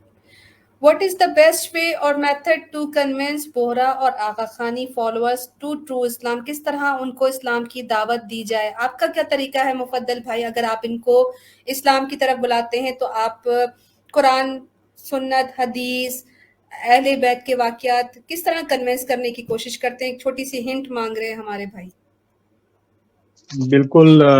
तो ये भाई ने जो सा सवाल किया है, हम्म। तो ये है कि आप उनको सही में अहलुल बैत की जो ये है कुर्बानियां हैं, कितनी सिंप्लिसिटी है अहलुल बैत की, और आज की तारीख में जो मॉडर्न प्रैक्टिसेस की जाती है जैसे केक कटिंग या जो भी एक्स्ट्रा वेगेंट लाइफस्टाइल है, जो हम्म। उनके लाइफस्टाइल के मुताबिक नहीं है। अगर आप मौला अली के सीरत के ऊपर आप पढ़े तो आप जान सकते हो कि कितनी सिंप्लिसिटी थी, और ये चीज क्या उनके मुताबिक हो रही है। जो दाई अगर कहते हैं कि वो मौला अली के दाई है, इमाम के दाई है, तो ये चीज बिल्कुल भी किसी को ये चेक करने वेरीफाई करने की बात रहेगी कि वो सच में है कि नहीं है। ओके, यानी कि उनका कंपैरिजन करो ताकि उनके पास दोनों तरह की सिचुएशन हो। ठीक है ठीक है। अच्छा, क्विकली लास्ट क्वेश्चन है ये ऑडियंस में से। क्वेश्चन है, they take 10% from the net transaction rent और sale from any living in community flats. क्या ये 10% लेते हैं इनके ट्रांजेक्शन जो इनके रेंट और सेल से होता है? ये भी चार्ज करते हैं इनके दाई लोग? फॉर एग्जाम्पल अगर मेरा कोई फ्लैट है और मुझे इसको रेंट पे देना है, तो उसमें से 10% दाइयों को देना पड़ता है जो इनकम आ रही होती है? कुछ कुछ जो प्रोजेक्ट्स है जैसे साउथ मुंबई, जो एकदम जैसे रियल एस्टेट के प्राइसेस वहाँ पे एकदम आसमान में होते हैं, तो ऐसे जगह पे एज अ दाई वो अपॉर्चुनिटी छोड़ते नहीं है और उनका डेफिनेटली कट रहता है। तो वो एरिया में जैसे जैसे कुछ कुछ बड़े बड़े प्रोजेक्ट्स हैं, वहाँ पे डेफिनेटली उनका एक कट रहता है। तो हाँ। ये आप कह सकते हो कि लेते तो है कि आप ओके। ये जैसे एसबीयूटी के प्रोजेक्ट्स में हो रहा है, इतने सारे पैसे उनके कहाँ से आए, कहाँ पे पैसे इतने सारे लगे हुए हैं, कंस्ट्रक्शन हम्म। हाफ वे है, पूरा कंस्ट्रक्शन बनाया नहीं है। तो ये तो है, बिल्कुल है। ठीक। लास्ट क्वेश्चन यहाँ से देखेंगे, उसके बाद फिर इंशाल्लाह हम लोग अपने पैनलिस्ट की तरफ चलेंगे। टाइम बहुत कम रह गया है। Do Bohras accept converts, do they preach their religion? क्या ये नए कन्वर्ट्स को एक्सेप्ट करते हैं अपनी जमात में, या फिर अपने मजहब की तबलीग करते हैं, जा जाके बताते हैं लोगों को बोरा मजहब के बारे में? तबलीग तो नहीं करते आज के टाइम में। जो पहले तबलीग करते थे दाई, तो वो एक जैसे मैंने बताया कि 46 दाई के पहले के जो निज़ाम था वो अलग था, और आज के दौर के जो दाई है उनका निज़ाम बिल्कुल अलग है। तो वो अपना जो है वो उसी को कंट्रोल करते हैं, और कन्वर्ट तो बिल्कुल ही एक्सेप्ट नहीं करते। बिल्कुल एक्सेप्ट नहीं करते, कन्वर्ट्स को नहीं करते, यानी कि अजीब मामला है। हमारा तो कोई रिवर्ट आ जाए तो हमारा दिल खुशी से जो है ना, वो मतलब इतनी दुआएं करता है कि अल्लाह सुब्हान तआला ने एक और भाई या एक और बहन जो है वो हमारे साथ शामिल कर दिया। लेकिन अजीब किस्म के लोग हैं कि ये कन्वर्ट और रिवर्ट्स को भी एक्सेप्ट नहीं करते। फरूक इस्माइल भाई हमारे साथ मौजूद है। अस्सलाम वालेकुम फरूक भाई। वालेकुम सलाम अलीना, और मैं बहुत शुक्रगुजार हूँ मुफद्दल भाई का, जो इन्होंने आज आके अपने इस कल्ट को एक्सपोज किया है। और ये बिल्कुल उसी तरह है जैसे कि आगा खानी कल्ट है, बोरी भी वही एक किस्म है। सिर्फ ये है कि आगा खान शॉर्ट्स पहन के और स्विम सूट के अंदर लेडीज के साथ वो अपनी याट के ऊपर नूर अय्याशी दिखा कर रहा रहा होता होता है।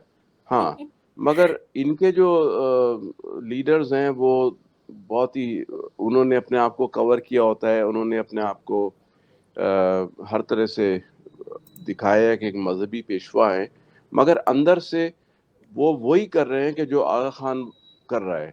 और सबसे खतरनाक बात यह है कि ये दोनों कल्ट जो हैं, इसमें आगा खानी और बोरा, ये दोनों मनी लॉन्ड्रिंग के अंदर इन्वॉल्व हैं। और ये एग्जैक्टली। मनी लॉन्ड्रिंग छोटा अमाउंट नहीं है, बहुत बड़ा अमाउंट है। कि जो, मैं इंडिया की बात नहीं करूंगा, पाकिस्तान जैसे मुल्क में जितनी बड़ी ये कम्युनिटी है दोनों, ये मेरे ख्याल से हर महीने का अरबों रुपए का पाकिस्तान को नुकसान पहुंचा रहे हैं ये लोग। बिल्कुल सही कह रहे हैं।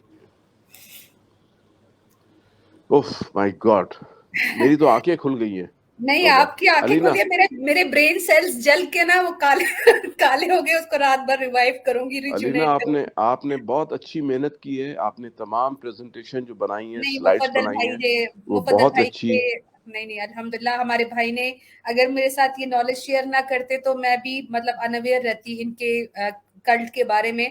ये भाई की मेहरबानी है। सबसे पहले तो हमारे अल्लाह का करम है कि जिसने हमें जरिया बनाया है इन तमाम बातिल अकीदों को फाश करने का, इनको सबके सामने एक्सपोज करने का। तो सबसे तमाम तारीफ अल्लाह सुब्हान तआला की है। हम तो इस काबिल भी नहीं है कि हम एक स्लाइड की अगली सांस भी नहीं ले सकते। मैं तो बिल्कुल भी नहीं ले सकती यार, हम में से कोई भी नहीं ले सकता अल्लाह के हुक्म के बिना।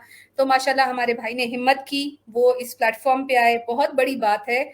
आगा खानी मजहब के बारे में बात करना और बोरा मजहब के बारे में बात करना, वो भी उनके बीच रह के। मेरा सलाम है मुफद्दल भाई को, अल्लाह इनको और हिम्मत ताकत अता फरमाए कि ये उठ खड़े हुए हैं अपनी जमात की रहबरी के लिए, उनकी रहनुमाई के लिए। अल्लाह इनको लंबी उम्र सेहत जिंदगी दे। आमीन तो आमीन। आमीन आमीन सुम आमीन। बहुत शुक्रिया फरूक भाई आपके गोल्डन वर्ड्स का। आपकी सपोर्ट हमेशा मेरी भी हौसला अफजाई करती है, और आज हमारे भाई मुफद्दल भाई इनकी भी सपोर्ट के लिए आप सामने आए। जज़ाकल्लाह खैर। मैं अब कंक्लूड करना चाहूंगी क्योंकि माशाल्लाह बहुत लंबा प्रोग्राम भी हो गया, लेकिन फुल ऑफ इंफॉर्मेशन रहा। जो लोग बाद में आए हैं, क्वेश्चन जिनके रह गए, सॉरी, मैं इसको सेव कर लेती हूँ। इंशाल्लाह इन फ्यूचर आपके लिए वो जरूर एड्रेस करेंगे मुफद्दल भाई आप लोगों के क्वेश्चंस। लेकिन अब जो हमारा प्रोग्राम का पैटर्न रहा है, डॉक्यूमेंट्री इंशाल्लाह कल अलग सेपरेटली शॉर्ट वीडियो अपलोड हो जाएगी। जो पार्ट मेरा और मुफद्दल भाई का साइड बाय साइड डिस्कशन रहा आगा खानी और उनके बोरा के बीच में, वो अलग से सेक्शन जो है अपलोड होगा। शेयर कीजिए, लाइक कीजिए ज्यादा से ज्यादा। और अब थर्ड सेक्शन जो है वो क्रैश कोर्स है, जो मैंने तरतीब दिया और उसको स्पीड से पढ़ती हूँ क्योंकि टाइम बहुत कम है, लेकिन मेरी स्पीड भी बहुत तेज है। दाऊदी बोहरा के बारे में चंद फैक्ट्स हैं। दाऊदी बोहरा मुसलमानों की तरह चांद के हिसाब से रमजान के रोजे नहीं रखते, बल्कि दाऊदी बोहरा का अपना एक मिस्री कैलेंडर होता है, जहां हकीकी चांद का एक मनगढ़ंत कॉन्सेप्ट होता है, जिसके मुताबिक उनका रमजान हर साल 30 दिन का होता है और 30 रोजे होते हैं। सेकंड का फैक्ट ये आता है कि बोहरा मजहब में अपने दाई और उनसे पहले वाले वफात शुदा दाइयों की कब्रों पर सजदे करते हैं। दाऊदी बोहरा का ये अकीदा होता है कि कब्रों में मौजूद अली, वली, दाई सब के सब उनकी दुआ सुनते हैं और उनकी दुआ को पूरा करते हैं। बोहरा रिलीजन में कब्र वालों को जोर जोर से रो रो कर पुकारना शिर्क नहीं माना जाता। चंद फैक्ट्स हैं। नंबर थर्ड फैक्ट आता है, दाऊदी बोहरा का अकीदा है कि अली इब्न अबी तालिब अलैहिस्सलाम पहले इमाम थे और उसके बाद 21वें इमाम उसी नस्ल से ताल्लुक रखते हैं जो गायब में हैं और अब उन्हीं इमाम की अपॉइंटेड दाई जमात को चला रहे हैं। यानी कि आजकल सारी दौड़ इमाम ने जो है वो दाइयों के हवाले कर दी है, इसीलिए वो उसमें चेंजेस करते हैं। दाऊदी बोहरा सबसे ज्यादा कुरान पढ़ते हैं, पर इनके दाई इनको कुरान समझकर पढ़ने से मना करते हैं, क्योंकि उनको ये बताया जाता है कि कुरान दाई के अलावा कोई नहीं समझ सकता। नेक्स्ट स्लाइड की तरफ है। दाऊदी बोहरा का ये मानना है कि इनका दाई अल्लाह और इमाम की तरफ से बनाया जाता है, इसीलिए दाई जो भी हुक्म देता है वो उसको अल्लाह और इमाम का हुक्म मानते हुए बिना सोचे समझे अमल किए जाते हैं। दाऊदी बोहरा का ये ईमान रखते हैं कि बोहरा दाई और उसके अपॉइंटीज के पास जन्नत की चाबी है और उनके बिना कोई भी जन्नत में दाखिल नहीं हो सकता। दाऊदी बोहरा का ये भी ईमान है कि कयामत वाले दिन सैयदना और उसकी नस्ल उनको कयामत वाले दिन अल्लाह के अजाब से भी बचा लेगी। दाऊदी बोहरा में मिसाक यानी बैत को तोड़ने वाले के लिए ये माना जाता है कि वो कभी भी अल्लाह के अजाब से नहीं निकलेगा और अगर उसने जमात में वापस ज्वाइन नहीं किया तो वो हमेशा हमेशा के लिए दोज़ख में रहने वाला है। दाऊदी बोहरा तक के दाई अपने मुरीदों को ये बात समझाते हैं कि कुरान के हर लफ्ज के 10-10 मायनी हैं और हर मायनी की 10-10 तावीलात हैं। इसलिए ये माना जाता है कि मुरीदों में कि कुरान को पढ़ना सवाब है, पर समझने की गलती करना गुनाह है, क्योंकि कुरान नामुमकिन है समझना एक आम बोहरा के लिए। बोहरा दाइयों का ये कहना होता है कि कुरान में उनका और उनसे पहले दाइयों का नाम छुपे मीनिंग में रखे गए हैं, जिनको सिर्फ दाई ही देख सकते हैं। सोच मुरीद सोच, आगा खानी और बोहरा दोनों के ये अकीदे हैं कि जिनके बेसिस पर इन दोनों कल्ट्स के मानने वाले अपने इमाम और दाइयों को एक रूहानी डिवाइन स्पिरिचुअल लीडर मानते हुए कुरान से दूर रहते हैं और इन्हीं इमाम और दाई के पीछे चलते हुए इस्लाम से दूर और दोज़ख के करीब चले जाते हैं। सोच बोहरा सोच, बोहरा जमात का 21st इमाम जो सेंचुरी से जाहिर नहीं हुआ, जबकि दूसरी तरफ आगा खान का ये दावा करते हैं कि वो अल्लाह और अल्लाह अली की तरफ से असल में इस्माइली इमाम हैं, जिसकी नस्ल आज तक बाकी है और वो अपना शजरा नसब भी बता रहे हैं। तो क्या इस हिसाब से आगा खान के सारे गैर इस्लामी तरीकों को सही माना जाएगा सिर्फ इसी वजह से कि वो अपना नसब अहले बैत से बताते हैं? सोच बोहरा सोच। ये एक छोटी सी क्रैश कोर्स था जो बातें मुफद्दल भाई ने की। आप सबका बहुत बहुत शुक्रिया। 2 घंटे मुकम्मल हुए। आगे से इंशाल्लाह वेट कीजिए हमारी अगली वेब सीरीज का, जो कि होगी दाऊदी बोहरा की एक पॉइंट पर। मुफद्दल भाई आपका बहुत शुक्रिया, आपने अपना कीमती वक्त दिया। 2 घंटे आप हमारे साथ रहे, सबकी इंफॉर्मेशन आपने हमें बताई। बहुत अच्छे फीडबैक अभी से मुझे व्हाट्सएप पे और ऑनलाइन मिलना शुरू हो गए हैं, कमेंट्स में भी आप देख सकते हैं। हमारी पूरी टीम और तमाम ऑडियंस की तरफ से आपके लिए बहुत सारी दुआएं। अल्लाह सुब्हान ताला से यही दुआ है कि आप और आप जैसे बाकी भाई भी हिम्मत करें और इसी तरह अपनी कौम को दोज़ख की भड़कती आग से बचाने के लिए इसी दुनिया में हमारे साथ जुड़े और उन पर मेहनत करें। मुफद्दल भाई मेरी हर दुआ में आप साथ रहेंगे, इसी तरह हमारी तमाम टीम तमाम ऑडियंस भी आपके लिए दुआ करेगी। मैं ऑडियंस से गुजारिश करूंगी कि वो मेरी दुआ पर आमीन कर दें। मुफद्दल भाई के इल्म में और उनकी सेहत, उनकी हयाती में अल्लाह सुब्हान ताला बरकत फरमाए, इनकी तमाम मुश्किलात को दूर फरमाए। हम सब पर अल्लाह सुब्हान ताला अपने हिदायत के दरवाजे इसी तरह खोले रखें। हम सबको हिदायत पर और कलमे तैयबा पर मौत अता फरमाए। आमीन सुम आमीन। जज़ाकल्लाह खैर। अस्सलामु अलैकुम व रहमतुल्लाहि व बरकातहू।